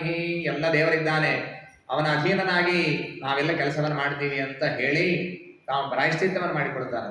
ತಮ್ಮ ಸ್ತೋತ್ರವನ್ನು ಕೇಳಿದ್ದಕ್ಕಾಗಿ ಪ್ರಾಯಶ್ಚಿತ್ತ ಮಾಡಿಕೊಡ್ತಾರೆ. ನನ್ನನ್ನು ತಪ್ಪಾಗಿ ಸ್ತೋತ್ರ ಮಾಡಿದ ಅನ್ನೋದಕ್ಕಾಗಿ ಪ್ರಾಯಶ್ಚಿತ್ತ. ನಾವು ಹೀಗೆಲ್ಲ ಮಾಡೋದಿಲ್ರಿ. ಯಾರಾದರೂ ನಮ್ಮ ಸ್ತೋತ್ರ ಮಾಡಿದರು ಅಂತಂದ್ರೆ ನಾವು ಸುಮ್ಮನೆ ಉದಾಹರಣೆಗೆ ತಿಳಿಯಿರಿ, ನಾವು ಹೇಳೋದೇ 7:15 ಹೇಳ್ತಿರ್ತೀವಿ ಬೆಳಗ್ಗೆ. ಆದ್ರೆ ಯಾರೋ ಒಬ್ಬರು ನಾವು ಹೀಗೆಲ್ಲ ನಿಂತಾಗ ಒಂದು 50 ಜನ ನಿಂತಿದ್ರು. ಒಬ್ರು ಯಾರೋ ಬಂದು ಹೇಳಿದ್ರು, ಆಚಾರ್ಯ ಎಷ್ಟು ದೊಡ್ಡವ್ರಿ ನೀವು, ಬೆಳಗ್ಗೆ 3:15 ಎದ್ದು ಧನುರ್ಮಾಸ 6:15 ನಿಮ್ಮ ಮನೆಯಲ್ಲಿ ನೈವೇದ್ಯ ಆಗಿದ್ದು ಗಂಟಿ ಸಪ್ಪಳ ಕೇಳಿಸ್ತಿರ್ತದೆ ಪ್ರತಿ ದಿವಸ ಅಂತ ಕೇಳಿದ ಕೂಡಲೇ ಪರಮಾನಂದ ಆಗ್ತದೆ ಅವನಿಗೆ. ಹೌದು ಆಗಿರ್ತದೆ, ಒಂದೊಂದು ದಿವಸ ಸ್ವಲ್ಪ ಹಿಂದೊಂದು ಆಗತ್ತೆ, ಆದರೂ ಸರಿಯಾಗಿ 3:15 ಎದ್ದಿರ್ತೀವಿ ಅಂತ ಹೇಳ್ತಾನೆ ಅವನು. ತನ್ನಲ್ಲಿ ಇಲ್ಲದಿರುವ ಗುಣಗಳನ್ನು ಯಾರಾದರೂ ಸ್ತೋತ್ರ ಮಾಡ್ತಿದ್ರೆ ಬಹಳ ಹಿಗ್ಗುತ್ತಾನೆ. ತನ್ನಲ್ಲಿ ಇದ್ದದ್ದನ್ನು ಸ್ವಲ್ಪ ಕಡಿಮೆ ಮಾಡಿ ಹೇಳಿದ್ರೆ ಸಿಟ್ಟು ಬರ್ತದೆ ಅವನಿಗೆ. ವಾಸ್ತವಿಕವಾಗಿ ಯಾವನೋ ಒಬ್ಬನು 3:15 ಹೇಳ್ತಾನೆ ಅಂತ ಹೇಳ್ಕೊಡ್ರಿ, ನೀವು ಪ್ರಾಯಶಃ 4:15 ಹೇಳ್ತಿರ್ಬೇಕು ಅಂತ ಯಾರಾದರೂ ಅಂದ್ರೆ ಸಿಟ್ಟಿಗೆ ಬಂದ್ಬಿಡ್ತಾನೆ. 4:15 ಅಂತೀಯ, ನಾನು 3:15 ಎದ್ದೀನಿ ಅಂತ. ಗುಣಗಳು ಮಾತ್ರ ಹೆಚ್ಚು ಹೇಳಬೇಕು ಇವನಿಗೆ, ಎಷ್ಟಿದೆಯೋ ಅದಕ್ಕಿಂತ ಹೆಚ್ಚು ಹೇಳಬೇಕು. ಆದ್ರೆ ಆ ರೀತಿಯಾಗಿ ಕೇಳಬಾರದು ಅಂತ ಶಾಸ್ತ್ರ ಹೇಳ್ತದೆ. ನೀವೇ ಸರ್ವೋತ್ತಮರು ಅಂತ ಬ್ರಹ್ಮದೇವರಿಗೆ ನಾರದರು ಹೇಳಿದ್ರೆ, ನನ್ನನ್ನು ಸರ್ವೋತ್ತಮ ಅನ್ನುವ ಮಾತನ್ನ ಈ ದುಶಾಸ್ತ್ರವನ್ನು ನಾನು ಕೇಳಿದ್ನಲ್ಲ ಅಂತ ಹೇಳಿ ಪ್ರಾಯಶ್ಚಿತ್ತವನ್ನ ವಾಸುದೇವ ದ್ವಾದಶಾಕ್ಷರ ಮಂತ್ರದ ಜಪ ಮಾಡಿದ್ರು ಅಂತ ಬರ್ತದೆ. ಹೀಗಾಗಿ ದುಶಾಸ್ತ್ರಗಳ ಅಧ್ಯಯನ ಇದು ನಿಷಿದ್ಧವಾದದ್ದು. ನಾಸ್ತಿಕ್ಯವನ್ನ ತಿಳಿಸುವಂತಹ ಗ್ರಂಥಗಳು, ಏನೇನೋ ತಲೆಗೆಡಿಸುವಂತಹ ಗ್ರಂಥಗಳು, ಅದನ್ನು ಯಾವ ಮಟ್ಟದೊಳಗೆ ಓದಬೇಕು ಅಂತಂದ್ರೆ ಮೊದಲು ನಮ್ಮ ಸಿದ್ಧಾಂತವನ್ನ ಚೆನ್ನಾಗಿ ತಿಳಿಯಬೇಕು. ಅದಾದ್ಮೇಲೆ ಏನೇ ಓದಿದ್ರು ಚಿಂತೆ ಇಲ್ಲ. ಶ್ರೀಮದಾಚಾರ್ಯರ ಯುಕ್ತಿಗಳು ಅತ್ಯಂತ ಸೂಕ್ಷ್ಮವಾದ ತೀಕ್ಷ್ಣವಾದ ಯುಕ್ತಿಗಳನ್ನು ಚೆನ್ನಾಗಿ ಕಲಿತಾದ ಮೇಲೆ ಯಾವ ಶಾಸ್ತ್ರ ಓದಿದ್ರು ಹೆದರಿಕೆ ಇಲ್ಲ, ಇದರಿಂದ ಉತ್ತರವನ್ನು ಅವಶ್ಯವಾಗಿ ಕೊಡ್ಲಿಕ್ಕೆ ಬರುತ್ತೆ. ಅದನ್ನು ಬಿಟ್ಟು ನಮ್ಮ ಶಾಸ್ತ್ರ ನಾವು ಓದೋದಿಲ್ಲ, ಕೇವಲ ಪಾಶ್ಚಾತ್ಯರು ಹೇಳುವಂತಹ ವಿಚಾರಗಳು ತಲೆಯಲ್ಲಿ ತುಂಬುತ್ತಾ ಹೋಗುತ್ತೆ, ಅದರಿಂದ ಆಕ್ಷೇಪ ಮಾಡ್ತಾ ಹೋಗ್ತಾನೆ. ಇಲ್ಲ ನಿಮ್ದೆಲ್ಲ ಅಂಧವಿಶ್ವಾಸ ಇದೆ, ನೀವು ಹಾಗೆ ಮಾಡ್ತೀರಿ, ನೀವು ಹೀಗೆ ಮಾಡ್ತೀರಿ, ಇದೇ ಆಗ್ತಾ ಹೋಗ್ತದೆ ಹೊರತು ಶಾಸ್ತ್ರದಲ್ಲಿ ಏನು ಹೇಳಿದ್ದಾರೆ ಸೂಕ್ಷ್ಮವಾಗಿ ಯಾರಿಗೂ ಗೊತ್ತಿಲ್ಲ. ತಲಸ್ಪರ್ಶಿಯಾಗಿ ಇದನ್ನು ಓದೋದೇ ಇಲ್ಲ, ಓದೋದೇ ಬೇರೆದನ್ನು ಓದೋದು. ಇದರ ಮೇಲ್ನೋಟಕ್ಕೆ ಏನು ಅರ್ಥವನ್ನ ಅದನ್ನು ಯಾರೋ ಒಬ್ಬರು ಟ್ರಾನ್ಸ್ಲೇಟ್ ಮಾಡಿ ಹೇಳಿರ್ತಾರೆ ಅಥವಾ ಖಂಡನೆ ಮಾಡುವವರೇ ಹೇಳಿರ್ತಾರೆ, ಹೀಗೆ ಹೇಳ್ತಾರೆ ಅದು ತಪ್ಪು ಅಂತ ಅದನ್ನಷ್ಟು ನಂಬಿ ಕುಳಿತು ಬಿಡ್ತಾನೆ ಅಷ್ಟೇ. ಇದಕ್ಕಿಂತ ದೊಡ್ಡ ಮೌಢ್ಯ ಮತ್ತೇನಿದೆ? ಹೀಗಾಗಿ ಶಾಸ್ತ್ರವನ್ನು ಮೊದಲಿಗೆ ಚೆನ್ನಾಗಿ ನಾವು ಓದಬೇಕು. ಇಲ್ಲೆಲ್ಲ ಬ್ರಹ್ಮದೇವರು ಸೃಷ್ಟಿಯ ಕ್ರಮವನ್ನ ಬ್ರಾಹ್ಮಣೋ ಮುಖಾಮಾಸಿ ಬಾಹುರ ಜನ್ಯ ಕೃತಃ ಇತ್ಯಾದಿಯಾಗಿ ಏನು ಪುರುಷ ಸೂಕ್ತ ಬರ್ತದೆ ಅದರಲ್ಲಿ ಬರುವಂತಹ ವಿಷಯಗಳನ್ನೆಲ್ಲ ವಿಸ್ತಾರವಾಗಿ ಹೇಳ್ತಾ ಹೋಗ್ತಾರೆ. ಪುರುಷಸ್ಯ ಮುಖಂ ಬ್ರಹ್ಮ ಕ್ಷತ್ರಮೇತಸ್ಯ ಬಾಹವ ಪೂರ್ವ ವೈಶ್ಯೋ ಭಗವತಃ ಪದ್ಭ್ಯಾಂ ಶೂದ್ರೋ ವಿಜಾಯತ. ಮುಖದಿಂದ ಬ್ರಾಹ್ಮಣರು ಹುಟ್ಟಿದರು, ಕ್ಷತ್ರಿಯರು ಪರಮಾತ್ಮನ ಬಾಹುಗಳಿಂದ, ತೊಡೆಗಳಿಂದ ವೈಶ್ಯರು ಹುಟ್ಟಿದರು, ಕಾಲಿನಿಂದ ಶೂದ್ರರು ಹುಟ್ಟಿದ್ದಾರೆ, ಬೇರೆ ಬೇರೆ ಲೋಕಗಳು ಹುಟ್ಟಿದ್ದು, ಆಮೇಲೆ ಇಂದ್ರಿಯಾಭಿಮಾನಿ ದೇವತೆಗಳು ಹುಟ್ಟದ್ದು. ಇದೆಲ್ಲವನ್ನ ತಿಳಿಸಿಕೊಡ್ತಾರೆ. ಸರ್ವಂ ಪುರುಷ ಏವೇದಂ ಭೂತಂ ಭವ್ಯಂ ಭವಚ್ಚಯತ ತೇನೇದಮಾವೃತಂ ವಿಶ್ವಂ ವಿತಸ್ತಿ ಮಧಿತಿಷ್ಠತ ಅತ್ಯತಿಷ್ಠ ದಶಾಂಗುಲಂ ಅಂತ ಬರ್ತದೆ ನೋಡ್ರಿ. ಪರಮಾತ್ಮ ವಿತಸ್ತಿ ಅಂದ್ರೆ ಒಂದು ಚೋಟು ಅವನು ನಮ್ಮ ಹೃದಯದಲ್ಲಿದ್ದಾನೆ, ಅವನಿಂದಲೇ ಎಲ್ಲ ಲೋಕಗಳ ನಿರ್ಮಾಣ ಆಗಿದೆ. 3 ಸ್ಥಳಗಳಲ್ಲಿ ಅನಂತಾಸನ, ಶ್ವೇತದ್ವೀಪ, ವೈಕುಂಠ ಎಂಬಂತಹ ಸ್ಥಾನಗಳಲ್ಲಿ ಪರಮಾತ್ಮ ಇದ್ದಾನೆ. ಆ 3 ತ್ರಿಪಾದಸ್ಯಾಮೃತಂ ದಿವಿ ಅಂತ ಬರ್ತದೆ ನೋಡ್ರಿ, ಅದೇ ವಿಷಯ ಇದು. ಪಾದೋಸ್ಯ ವಿಶ್ವ ಭೂತಾನಿ, ಎಲ್ಲ ಜೀವರಾಶಿಗಳು ಪರಮಾತ್ಮನ ಕಾಲು ಭಾಗ ಅಂತ ಈ ರೀತಿಯಾಗಿ ಹೇಳಿದ್ದಾರೆ. ಇನ್ನೂ ಸಾಕಷ್ಟು ವಿಚಾರಗಳೆಲ್ಲ ಅಲ್ಲಿದೆ. ಬ್ರಹ್ಮದೇವರು ಹೇಳ್ತಾರೆ, ಈ ಪರಮಾತ್ಮ ನನ್ನನ್ನು ಯಾವಾಗ ಸೃಷ್ಟಿ ಮಾಡಿದ ಅವಾಗ ಹುಟ್ಟಿದ ಕೂಡಲೇ ನಾನು ವಿಚಾರ ಮಾಡಿದೆ, ದೇವರ ಪೂಜೆಯನ್ನು ಮಾಡಬೇಕು, ಯಜ್ಞ ಮಾಡಬೇಕು ಅಂತ. ಆಗ ಯಜ್ಞ ಸಾಧನಗಳು ಏನೂ ಇರಲಿಲ್ಲ. ನಾವಿಂದಂ ಯಜ್ಞ ಸಂಧಾನಾನ್ ಪುರುಷ ವೈವಾನೃತೆ, ಆ ಪರಮಾತ್ಮನ ಒಂದೊಂದು ಅವಯವಗಳನ್ನ ಒಂದೊಂದು ಉಪಕರಣವಾಗಿ ಬಳಸಿ ನಾವು ಯಾಗವನ್ನ ಮಾಡಿ ಪರಮಾತ್ಮನ ಆರಾಧನೆಯನ್ನ ಮಾಡಿದೆ ಎಂಬುದಾಗಿ ಹೇಳ್ತಾರೆ. ಸಜಾಮಿತಂ ನಿಯುಕ್ತೋಹಂ ಹರೋ ಹರತಿ ತತ್ವಶಃ ವಿಶ್ವಂ ಪುರುಷ ರೂಪೇಣ ಪರಿಪಾತಿ ತ್ರಿಶಕ್ತಿ ಧೃಕ. ನಾನು ಸೃಷ್ಟಿ ಮಾಡುವುದು, ದೇವರು ನನ್ನನ್ನು ಡೆಪ್ಯೂಟ್ ಮಾಡಿದ್ದಾನೆ, ನೀನು ಸೃಷ್ಟಿ ಮಾಡಬೇಕು ಅಂತ. ರುದ್ರದೇವರನ್ನು ಡೆಪ್ಯೂಟ್ ಮಾಡಿದ್ದಾನೆ, ನಾಶ ಮಾಡಬೇಕು ಅಂತ. ಹೀಗಾಗಿ ನಾವೆಲ್ಲ ಸಬಾರ್ಡಿನೇಟ್ ಆಗಿ ದೇವರಿಗೆ ಕೆಲಸ ಮಾಡುವವರು. ದೇವರು ಇವನು ಸುಪ್ರಿಯವಾಗಿದ್ದಾನೆ, ಅವನೇ ಸರ್ವೋತ್ತಮನಾಗಿ ಇದ್ದಾನೆ. ನ ಭಾರತೀ ರೈಕ ಮನುಷ್ಯೋಪಲಕ್ಷ್ಯತೆ ನ ಕರಹಿ ಚಿನ್ಮೇ ಮನಸೋ ಮೃಷಾಗತಿ ನ ಮೇ ಋಷಿಕಾಣಿ ಪತಂತ್ಯ ಸತ್ಪಥೆ ಯನ್ಮೇ ಹೃದೌತ್ಕಂಠ್ಯವತಾಧೃತೋ ಹರಿಹಿ. ನನ್ನ ಮಾತು ಎಂದೂ ಸುಳ್ಳಾಗುವುದಿಲ್ಲ, ನನ್ನ ಮನಸ್ಸೆಂದು ಕೆಟ್ಟ ವಿಷಯಗಳಲ್ಲಿ ಹೋಗೋದಿಲ್ಲ, ನನ್ನ ಇಂದ್ರಿಯಗಳು ತಪ್ಪಾದ ದಾರಿಯಲ್ಲಿ ನಡೆಯೋದಿಲ್ಲ. ಇದಕ್ಕೆ ಕಾರಣ ಏನು ಅಂದ್ರೆ ಬ್ರಹ್ಮದೇವರು ಹೇಳ್ತಾರೆ, ಎನ್ಮೇ ಹೃದೌತ್ಕಂಠ್ಯವತಾಧೃತೋ ಹರಿಹಿ, ಅತ್ಯಂತ ಉತ್ಸುಕತೆಯಿಂದ ಅತ್ಯಂತ ಭಕ್ತಿಯಿಂದ ನಾನು ನನ್ನ ಮನಸ್ಸಿನಲ್ಲಿ ಹೃದಯದೊಳಗೆ ಭಗವಂತನನ್ನ ಧಾರಣೆ ಮಾಡಿದ್ದೀನಿ. ಈ ಕಾರಣದಿಂದ ನನ್ನ ಇಂದ್ರಿಯಗಳೆಲ್ಲವೂ ಕೂಡ ಸರಿಯಾದ ರೀತಿಯಲ್ಲಿ ಹೋಗ್ತದೆ. ಹೀಗಾಗಿ ನಮ್ಮ ಇಂದ್ರಿಯಗಳು ತಪ್ಪು ದಾರಿಯನ್ನು ಹಿಡಿದಾಗ ನಾವು ಮಾಡಬೇಕಾದ ಉಪಾಯ ಏನು ಅಂದ್ರೆ ದೇವರನ್ನ ಸತತವಾಗಿ ಚಿಂತನೆ ಮಾಡಬೇಕು, ದೇವರ ಗುಣಗಳನ್ನ ಅನುಸಂಧಾನ ಮಾಡಬೇಕು. ಆಗ ನಮ್ಮ ಇಂದ್ರಿಯಗಳೆಲ್ಲ ಸರಿಯಾದ ದಾರಿಯಲ್ಲಿ ಇರ್ತದೆ ಅಂತನ್ನುವ ವಿಷಯವನ್ನ ತಿಳಿಸ್ತಾ ಇದ್ದಾರೆ. ಮುಂದಿನ ಅಧ್ಯಾಯದಲ್ಲಿ ಬೇರೆ ಬೇರೆ ಅವತಾರಗಳನ್ನ, ಭಾಗವತದಲ್ಲಿ ಯಾವ ಅವತಾರಗಳ ವಿಸ್ತಾರ ಇದೆ ಅದೇ ಅವತಾರಗಳನ್ನ ವರಾಹ ರೂಪ, ಆಕೂತಿ ಸೂನುವಾಗಿ ಯಜ್ಞನಾಮಕ ಪರಮಾತ್ಮ, ಕಪಿಲ, ದತ್ತ, ನರ ನಾರಾಯಣ, ವೃಷಭ, ಹಯಗ್ರೀವ, ಮತ್ಸ್ಯ, ಕಚ್ಛಪ, ನರಸಿಂಹ ರೂಪ, ಹೀಗೆಲ್ಲ ರೂಪಗಳನ್ನ ಎರಡೆರಡು ಶ್ಲೋಕ 1, 3 ಈ ರೀತಿಯಾಗಿ ಸಂಕ್ಷೇಪವಾಗಿ ಹೇಳ್ತಾ ಹೋಗಿದ್ದಾರೆ. ನಾಂತಸ್ಸರಸ್ಯುರುಬಲೇನ ಪದೇ ಗೃಹೀತೋ ಗ್ರಾಹೇಣ ಯೂಥಪತಿರಂಕುಜಹಸ್ತಾರ್ಥಃ ಆಹೇದಮಾದಿ ಪುರುಷಾಖಿಲ ಲೋಕನಾಥ ತೀರ್ಥಶ್ರವ ಶ್ರವಣ ಮಂಗಲ ನಾಮಧೇಯ ಸ್ಮೃತ್ವಾ ಹರಿಸ್ತಮರಣಾರ್ಥಿನಮ ಪ್ರಮೇಯಶ್ಚಕ್ರಾಯುಧ ಪತಕರಾಜ ಭುಜಾದಿರೂಢಃ ಚಕ್ರೇಣ ನಕ್ರವದನಂ ವಿನಿಪಾಟ್ಯ ತಸ್ಮಾತ್ ಹಸ್ತೆ ಪ್ರಗೃಹ್ಯ ಭಗವಾನ್ ಕೃಪಯೋಜ್ಜಹಾರ. ಪರಮಾತ್ಮ ಗಜೇಂದ್ರನನ್ನ ಮೋಕ್ಷಗೊಳಿಸಿದ್ದು, ಅವನನ್ನ ಮೋಚನೆ ಮಾಡಿದಂತಹದ್ದನ್ನು 2 ಶ್ಲೋಕದಲ್ಲಿ ಹೇಳಿದ್ದಾನೆ. ಅಷ್ಟಮ ಸ್ಕಂದದಲ್ಲಿ ಅಧ್ಯಾಯಗಟ್ಟಲೆ ಇದೆ. ಸಾಮಾನ್ಯವಾಗಿ ಸಂಪ್ರದಾಯಸ್ಥರ ಮನೆಯಲ್ಲಿ ಎದ್ದು ಕೂಡಲೇ ಶೌಚಾದಿಗಳನ್ನು ಮುಗಿಸಿ ತುಳಸಿ ಮೃತ್ತಿಕಾ ಹಣೆ ಹಚ್ಚಿಕೊಂಡು ಹೂಗಳನ್ನ ಇದನ್ನೆಲ್ಲ ತರುವಾಗ ಈ ಎಲ್ಲ ಸ್ತೋತ್ರಗಳನ್ನು ಹೇಳ್ತಾ ಗಜೇಂದ್ರ ಮೋಕ್ಷವನ್ನ ಕೊಂಡಾಡ್ತಾ ಪರಮಾತ್ಮನ ನೆನೆಸುವಂತಹ ಪದ್ಧತಿ ಇದೆ. ನಾವೆಲ್ಲ ಇವತ್ತು ಬಹಳ ಸಂಕ್ಷೇಪ ಬೇಕು ನಮಗೆ. ಸಂಧ್ಯಾವಂದನ ಅದನ್ನು ಸಂಕ್ಷೇಪ, ಪೂಜೆ ಅದು ಸಂಕ್ಷೇಪ, ಎಲ್ಲ ಧಾರ್ಮಿಕ ಕಾರ್ಯಗಳೇನಿದೆ ಅದನ್ನು ಸಂಕ್ಷೇಪ ಮಾಡುವ ಒಂದು ನಿಟ್ಟಿನಲ್ಲಿ ಟ್ರೆಂಡಿನೊಳಗೆ ನಾವು ಹೊರಟಿದ್ದೇವೆ. ಆ ನಿಟ್ಟಿನಲ್ಲಿ ನೋಡೋದಾದ್ರೆ 2 ಶ್ಲೋಕದಲ್ಲಿ ಗಜೇಂದ್ರ ಮೋಕ್ಷದ ಸ್ಮರಣೆ ಬೆಳಗ್ಗೆ ಎದ್ದು ಕೂಡಲೇ ಮಾಡಬೇಕು ಅನ್ನೋವರಿಗೆ ಸೌಕರ್ಯಕ್ಕಾಗಿ ಪ್ರಾಯಶಃ ಬ್ರಹ್ಮದೇವರು 2 ಶ್ಲೋಕದಲ್ಲಿ ಗಜೇಂದ್ರ ಮೋಕ್ಷದ ಕಥೆಯನ್ನು ಹೇಳಿದ್ದಾರೆ. ವಾಮನಾವತಾರ, ಪರಶುರಾಮ ಅವತಾರ, ಆಮೇಲೆ ರಾಮನಾಗಿ, ಕೃಷ್ಣನಾಗಿ, ಯೇಷಾಂ ಸ ಏವ ಭಗವಾಂತ ಏದನಂತ ಸರ್ವಾತ್ಮನಾಶ್ರಿತ ಪದೋ ಯದಿ ನಿರ್ವ್ಯಲೀಕಂ ತೇ ವೈ ವಿದಂತ್ಯತಿ ತರಂತಿ ಚ ದೇವ ಮಾಯಾಂ ನೈಷಾಂ ಮಮಾಹಮಿತಿ ಧೀಶ್ವ ಸೃಗಾಲ ಭಕ್ಷೇ. ದೇವರನ್ನ ತಿಳಿಲಿಕ್ಕೆ ನಮಗೆ ಯಾವ ದೊಡ್ಡ ಮಹಿಮೆ ಇಲ್ಲ, ನಾನೇ ತಿಳಿತೀನಿ ಅಂತ ಬಹಳ ಬೀಗುವಂತೆ ಇಲ್ಲ, ಅಹಂಕಾರ ಪಡುವಂತೆ ಇಲ್ಲ. ಯಾರ ಮೇಲೆ ದೇವರ ಅನುಗ್ರಹ ಮಾಡುತ್ತಾನೋ ಅವರು ಮಾತ್ರ ದೇವರನ್ನ ತಿಳಿಯಬಹುದು, ಅವರು ಮಾತ್ರ ಈ ಸಂಸಾರವನ್ನು ದಾಟಬಹುದು. ಇಂತಹ ಸಜ್ಜನರು, ಜ್ಞಾನಿಗಳು, ಅವರ ಬುದ್ಧಿ ಹೇಗಿರ್ತದೆ ಅಂತಂದ್ರೆ ನೈಷಾಂ ಮಮಾಹಮಿತಿ ಧೀಶ್ವ ಸೃಗಾಲ ಭಕ್ಷೇ. ನಮಗೆ ದೇಹದ ಮೇಲೆ ಬಹಳ ಅಭಿಮಾನ ರೀ, ಬಟ್ಟೆ ಮೇಲೆ ಅಭಿಮಾನ ಇರ್ತದೆ, ಬಟ್ಟೆಗಿಂತ ಮೈ ಮೇಲೆ ಹೆಚ್ಚಿನ ಅಭಿಮಾನ ಇರ್ತದೆ. ಸ್ವಲ್ಪ ಯಾರಾದರೂ ಬಸ್ನಲ್ಲಿ ಕೂತವ್ರು ಸ್ವಲ್ಪ ತಾಕ್ಸಿದ್ರು ಅಂತಂದ್ರೆ ಸಿಟ್ಟು ಬರ್ತದೆ. ನಾವು ರಿಸರ್ವೇಶನ್ ಮಾಡಿಸೀವಿ, ನೀವು ಮಾಡಿಸೀರ, ಇಲ್ಲಾಂದ್ರೆ ಎಂತ ಹೋಗ್ರಿ ಅಂತ ಇಷ್ಟು ಅಹಂಕಾರ ಇರ್ತದೆ. ಆದ್ರೆ ಈ ದೇಹಕ್ಕೆ ಏನು ಬೆಲೆ ಇದೆ? ಶ್ವಸೃಗಾಲ ಭಕ್ಷೆ ಅಂತಂದ್ರೆ ಭಾಗವತ. ಒಮ್ಮೆ ಜೀವ ಬಿಟ್ಟು ಹೋಯಿತು ಅಂತಂದ್ರೆ ಇದು ನರಿಗೋ ಕಾಗೆಗೋ ಆಹಾರ ಇದು, ಅಷ್ಟು ತುಚ್ಛವಾದದ್ದು. ಅದರಲ್ಲಿ ನಾನು ನಂದು ಇಡೀ ಜೀವನ ಇದರಲ್ಲೇ ಕಳೆದು ಬಿಡ್ತೀವಿ. ಆದರೆ ಸಜ್ಜನರು, ಜ್ಞಾನಿಗಳು ಇದರಲ್ಲಿ ಅವರಿಗೆ ಅಭಿಮಾನ ಇರೋದಿಲ್ಲ ಅಂತ ಹೇಳ್ತಾರೆ. ಸೌಭರ್ಯುದಂಕ ಶಿಶಿದೇವ ದೇವಲ ಪಿಪ್ಪಲಾದಾಹ ಸಾರಸ್ವತೋದ್ಭವ ಪರಾಶರ ಭೂರಿಷೇಣಾಹ. ಪರೋಕ್ಷ ಜ್ಞಾನಿಗಳ ಪಟ್ಟಿಯನ್ನೆಲ್ಲ ಕೊಟ್ಟಿದ್ದಾರೆ. ಇವರೆಲ್ಲ ಸಾಧನವನ್ನು ಮಾಡಿಕೊಂಡವರು ಅಂತ ತಿಳಿಸಿದ್ದಾರೆ. ಯಥಾಹರವು ಭಗವತಿ ನೃಣಾಂ ಭಕ್ತಿರ ಭವಿಷ್ಯತಿ ಸರ್ವಾತ್ಮನ್ಯಖಿಲಾಧಾರೆ ಇತಿ ಸಂಕಲ್ಪ್ಯ ವರ್ಣಯ. ಭಗವಂತನಲ್ಲಿ ಭಕ್ತಿ ಬರುವಂತೆ ಹೇಳ್ರಿ ಅಂತ ಕೇಳಿಕೊಳ್ತಾರೆ. ಪರೀಕ್ಷಿತ ರಾಜ ಕೇಳುವಾಗ, ನೀವು ಹೇಳ್ತಾ ಇರುವಂತಹ ಕಥೆ ನನ್ನ ಕಿವಿಯಿಂದ ಹೋಗಿ ಧುನೋತಿ ಶಮಲಂ ಪೃಷ್ಟ ಸಲಿಲಸ್ಯ ಯಥಾ ಶರತ್. ಶರದ್ ಋತು ಬಂತು ಅಂದ್ರೆ ಮಳೆಗಾಲ ಮುಗಿದು ಹೋಗಿರುತ್ತೆ. ಶರದ್ ಋತು ಬಂತು ಅಂದ್ರೆ ಎಲ್ಲ ನದಿಗಳು, ಸರೋವರಗಳು ತಿಳಿಯಾಗ್ಲಿಕ್ಕೆ ಪ್ರಾರಂಭ ಆಗ್ತದೆ ನೋಡ್ರಿ. ಹಾಗೆ ಈ ಕಥಾ ಅದು ಕಿವಿಯಿಂದ ಒಳಗೆ ಹೋದದ್ದು ಮನಸ್ಸಿನ ಎಲ್ಲ ಕಾಲುಷ್ಯಗಳನ್ನ ಅದು ಪರಿಹಾರ ಮಾಡುತ್ತದೆ. ಅವರಿಗೆ ಮತ್ತೊಮ್ಮೆ ಸೃಷ್ಟಿಯ ಎಲ್ಲ ಕಥೆಗಳನ್ನೆಲ್ಲ ಹೇಳ್ತಾ ಇರುವಾಗ ಬ್ರಹ್ಮದೇವರು ಹುಟ್ಟಿದರು. ಹುಟ್ಟಿ ಕಮಲದೊಳಗೆ ಹುಟ್ಟಿದರಂತೆ. ಕಮಲದ ದೇಟನ್ನು ನೋಡ್ತಾ ಹೋದರೆ ಇದು ಎಲ್ಲಿದೆ ಅಂತ ನೋಡ್ತಾ ಹೋದರೆ ಎಲ್ಲೂ ಸಿಗಲಿಲ್ಲ. ಮತ್ತೆ ಬಂದು ತಮ್ಮ ಸ್ಥಾನದಲ್ಲಿ ಕುಳಿತಿದ್ದಾರಂತೆ. ಏನು ಮಾಡಬೇಕು ಗೊತ್ತಾಗಲಿಲ್ಲ. ಆಗ ಪರಮಾತ್ಮ ಆಕಾಶವಾಣಿಯನ್ನು ಮಾಡ್ತಾನೆ.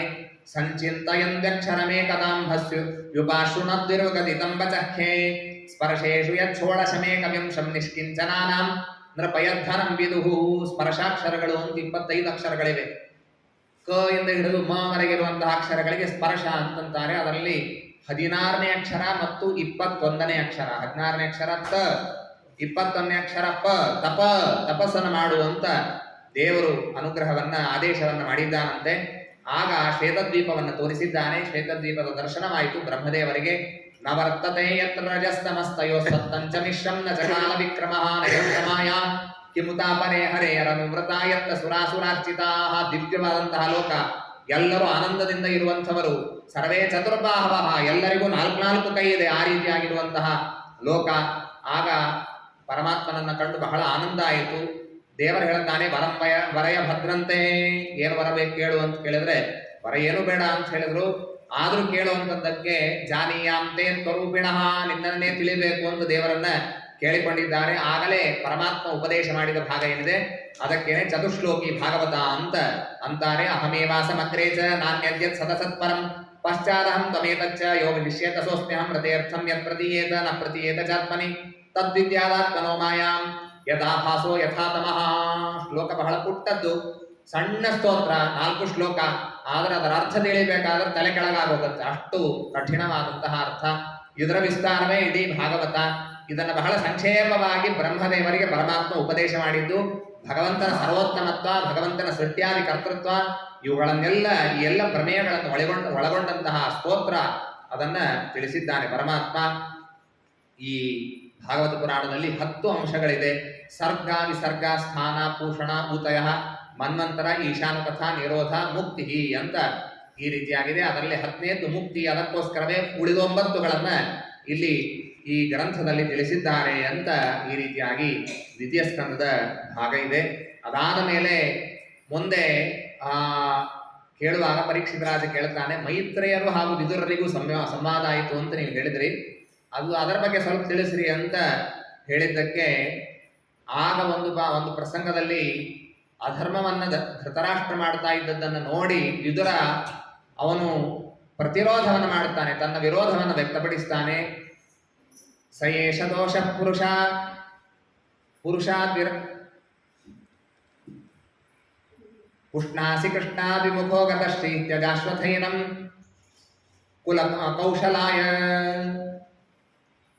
ಆಗ ವಿದುರನೇ ಕೇಳಿದಂತೆ, ಎಲ್ಲ ಹೇಗೆ ನಡೆದಿದೆ ರಾಜ್ಯ ಅಂತ ಕೇಳಿದ್ದಕ್ಕೆ ವಿದುರ ಹೇಳ್ತಾನೆ, ಎಲ್ಲ ಅಧರ್ಮವನ್ನು ಮಾಡ್ತಾ ಇದ್ದಿ, ನಿಮ್ಮ ಮಕ್ಕಳ ಮೇಲೆ ಪಕ್ಷಪಾತವನ್ನು ಮಾಡಿ ಪಾಂಡವರಿಗೆಲ್ಲ ಬಹಳ ತೊಂದರೆಯನ್ನು ನೀನು ಉಂಟು ಮಾಡ್ತಾ ಇದ್ದಿ, ಹಾಗಾದ್ರೆ ಏನ್ ಮಾಡ್ಬೇಕು ಅಂತ ಕೇಳಿದ್ದಕ್ಕೆ ವಿದುರ ನೋಡ್ರಿ ಎಷ್ಟು ನಿಷ್ಠುರ ಅಂತಂದ್ರೆ, ಮಕ್ಕಳನ್ನೆಲ್ಲ ಮನೆಯಿಂದ ಹೊರಗೆ ಹಾಕು ಅಂತ ಹೇಳಿದಂತೆ.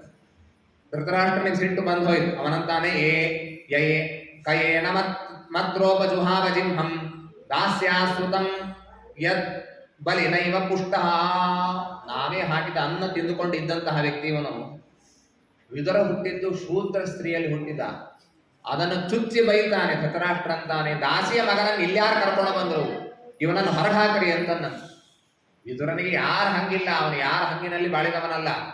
ಆಯಿತು ಅಂತ ಮನೆ ಬಿಟ್ಟು ಹೊರಗೆ ಹೋಗುವಾಗ ತನ್ನ ಧನುಸ್ಸನ್ನ ಮನೆಯ ಬಾಗಿಲಿಗೆ ಇಟ್ಟು ಹೋದಂತ. ಅದರ ಸಂಕೇತ ಏನು ಅಂದ್ರೆ, ಮನೆ ಬಿಟ್ಟು ಹೋಗಿದ್ದೀನಿ ಅಂತಂದ್ರೆ ಹಾಗಾದ್ರೆ ಪಾಂಡವರ ಪಕ್ಷದಲ್ಲಿ ನಿಂತು ನಿಮ್ಮ ಜೊತೆಗೆ ಯುದ್ಧ ಆಡ್ತೀನಿ ಅಂತ ತಿಳಿಬೇಡ್ರಿ, ನಾನು ನ್ಯೂಟ್ರಲ್ ಆಗಿ ಮನೆಯಿಂದ ಹೊರಗೆ ಹೋಗ್ತಾ ಇದ್ದೀನಿ ಅಂತ ತಿಳಿಸ್ತಾ ತಾನು ಆ ಧನುಸ್ಸನ್ನ ಇಟ್ಟು ಹೋಗಿದ್ದಾನೆ. ಭರತ ವರ್ಷದ ಎಲ್ಲ ಪರ್ಯಟನವನ್ನ ಪ್ರಭಾಸಕ್ಕೆ ಹೋದ. ವೃತಾನಿ ಚೇನೆ ಹರಿತೋಷಣಾನಿ, ದೇವರ ಪ್ರೀತ್ಯರ್ಥವಾಗಿ ಬೇರೆ ಬೇರೆ ವ್ರತಗಳನ್ನೆಲ್ಲ ಮಾಡ್ತಾ ಹೋಗಿದ್ದಾನೆ. ಉದ್ಧವನ ಭೇಟಿ ಆಯಿತು. ಇಬ್ಬರು ಮಾತನಾಡ್ತಾ ಇದ್ದಾರೆ. ವಾರ್ತಾಲಾಪವನ್ನು ಮಾಡ್ತಾ ಇರುವಾಗ ಉದ್ಧವನ ಬಗ್ಗೆ ಶುಕಾಚಾರ್ಯ ಹೇಳ್ತಾರೆ, ಯಾವಾಗ ಯಾದವರೆಲ್ಲ ಹೇಗಿದ್ದಾರೆ ಅಂತನೂ ಒಂದು ಪ್ರಶ್ನೆಯನ್ನ ವಿದುರ ಮಾಡಿದ ಉದ್ಧವನಿಗೆ. ಉದ್ಧವನ ಕಣ್ಣಿನಲ್ಲಿ ನೀರು ಬರಲಿಕ್ಕೆ ಪ್ರಾರಂಭ ಆಯಿತು, ಕಂಠ ಬಿಗಿದು ಹೋಯಿತು, ಮಾತನಾಡ್ಲಿಕ್ಕಾಗ್ಲಿಲ್ಲ. ಯಃ ಪಂಚಾಹೇನೋ ಮಾತ್ರ ಪ್ರಾತರಾಶಾಯ ಯಾಚಿತಃ ನೈಚ್ಛತ್ತ ರಚಯನ್ಯಸ್ಯ ಸಪರ್ಯಾಂ ಬಾಲಲೀಲಯಾ. 5 ವರ್ಷ ಇತ್ತಂತ ಇನ್ನು ಉದ್ಧವನಿಗೆ. ಉದ್ಧವ ಬೇರೆ ಯಾರೂ ಅಲ್ಲ, ಬೃಹಸ್ಪತ್ಯಾಚಾರ್ಯ ಅವತಾರ, ಮಹಾಜ್ಞಾನಿ. ವಯಸ್ಸಿನಲ್ಲಿ ಕೃಷ್ಣನಿಗಿಂತ ಸ್ವಲ್ಪ ದೊಡ್ಡವ, ಅಣ್ಣ, ಯಾದವ ಕುಲದಲ್ಲಿ ಬಂದವ. ಅವನು ಇನ್ನೂ 5 ವರ್ಷ ಇತ್ತಂತೆ. ತಾಯಿ ಹೇಳಿದಂತೆ, ಬಹಳ ಹೊತ್ತಾಯ್ತು, ತಿಂಡಿ ಏನಾದರೂ ತಿನ್ನಬಾ ಅಂತಂದ್ರೆ, ಆಡುವ ಮಗು ಹೇಳಿದಂತೆ, ನಂದಿನ್ನೂ ದೇವರ ಪೂಜೆ ಆಗಿಲ್ಲ, ಅದಾದ್ಮೇಲೆ ತಿನ್ಲಿಕ್ಕೆ ಬರ್ತೀನಿ ಅಂತ. ಪ್ರಾತರಾಶಾಯ ಯಾಚಿತಃ, ಇದು ಬೇಕಾಗಿಲ್ಲ, ಇನ್ನೂ ದೇವರ ಆಟ ಆಡುವಾಗಲೂ ದೇವರ ಪೂಜೆ ಆಟ ಆಡುವಂತಹ ಮಹಾನುಭಾವ, ಭಗವದ್ಭಕ್ತ. ಹೀಗಾಗಿ ಸಮುಹೂರ್ತಂ ಅಭೂತೂಷ್ಣೀಂ 48 ನಿಮಿಷ ಮಾತಾಡ್ಲಿಕ್ಕೆ ಆಗ್ಲಿಲ್ಲ. ಸುಮ್ಮನಿದ್ದಾನೆ. ಆಮೇಲೆ ಹೇಳಿಕ್ ಪ್ರಾರಂಭ ಮಾಡಿದ, ಕೃಷ್ಣ ದ್ಯುಮಣಿ ನಿರ್ಲೋಚೆ ಗೀರ್ಣೇನ ಜಗರೇಣ ಕಿನ್ನುನ ಕುಶಲಂ ಬ್ರೂಯಾಂ ಗತ ಶ್ರೀಷು ಯದುಷ್ವಹಂ. ಏನು ಕುಶಲ ಹೇಳಿ, ಕೃಷ್ಣ ಹೋಗ್ಬಿಟ್ಟಿದ್ದಾನೆ ಅಂತ ಹೇಳ್ತಾನೆ. ಇನ್ನು ಕೃಷ್ಣ ಹೋಗಿರೋದಿಲ್ಲ. ತಾತ್ಪರ್ಯದಲ್ಲಿ ಆಚಾರ್ಯ ಹೇಳ್ತಾರೆ, ಇನ್ನು 16 ವರ್ಷ ಮುಂದೆ ಕೃಷ್ಣ ಪರಂಧಾಮಕ್ಕೆ ತೆರಳಿಕ್ಕಿದ್ದಾನೆ. ಇಷ್ಟು ಬೇಗನೆ ಹೋಗ್ತಾನೆ ಅಂತನ್ನುವ ಒಂದು ದುಃಖ ಇವನ ಮನಸ್ಸಿನಲ್ಲಿದೆ, ಉದ್ಧವನ ಮನಸ್ಸಿನಲ್ಲಿ ಇದೆ. ಬಹಳವಾಗಿ ಅಳ್ತಾನೆ. ಎಲ್ಲ ಕೃಷ್ಣನ ಬಾಲಲೀಲೆಗಳನ್ನೆಲ್ಲ ಹೇಳಿಕ್ ಪ್ರಾರಂಭ ಮಾಡ್ತಾನೆ. ನಮಗೆ ಯಾರ ಮೇಲೆ ಬಹಳ ಅಭಿಮಾನ ಇರ್ತದೆ ನೋಡ್ರಿ, ಅವ್ರ ವಿಷಯ ಏನಾದರೂ ಸ್ವಲ್ಪ ಬಂತು ಅಂದ್ರೆ ಬಹಳ ಹೇಳಿಕ್ ಪ್ರಾರಂಭ ಮಾಡ್ತೀವಿ. ಇದು ಅನುಭವ ಸಿದ್ಧವಾದ ಮಾತು. ಯಾರಾದರೂ ನಮ್ಮ ಮಕ್ಕಳ ಬಗ್ಗೆ ಕೇಳಿದ್ರು ಅಂತ ಹೇಳಿದ್ವಿ, ಅದರಲ್ಲೂ ಏನೋ ಆಗಿ ನಮ್ಮ ಮಕ್ಕಳು ಒಂದೇನೋ ಸಾಧನೆ ಮಾಡಿಬಿಟ್ಟಿದ್ದಾರೆ ಅಂತ ಹೇಳಿದ್ವಿ.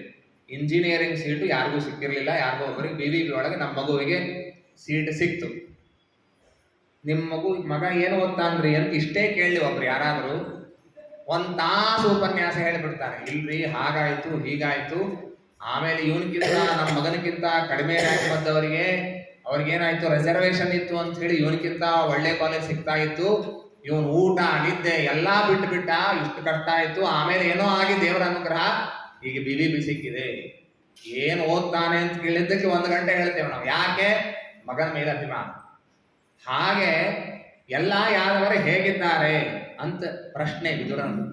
ಉದ್ಧವ ಏನ್ ಮಾಡಿದ ಅಂತಂದ್ರೆ, ಕೃಷ್ಣ ಬಾಲ್ಯದಲ್ಲಿ ಏನ್ ಮಾಡಿದ ಅದನ್ನ ಅಲ್ಲಿಂದ ಪ್ರಾರಂಭ ಮಾಡುತ್ತಾನೆ.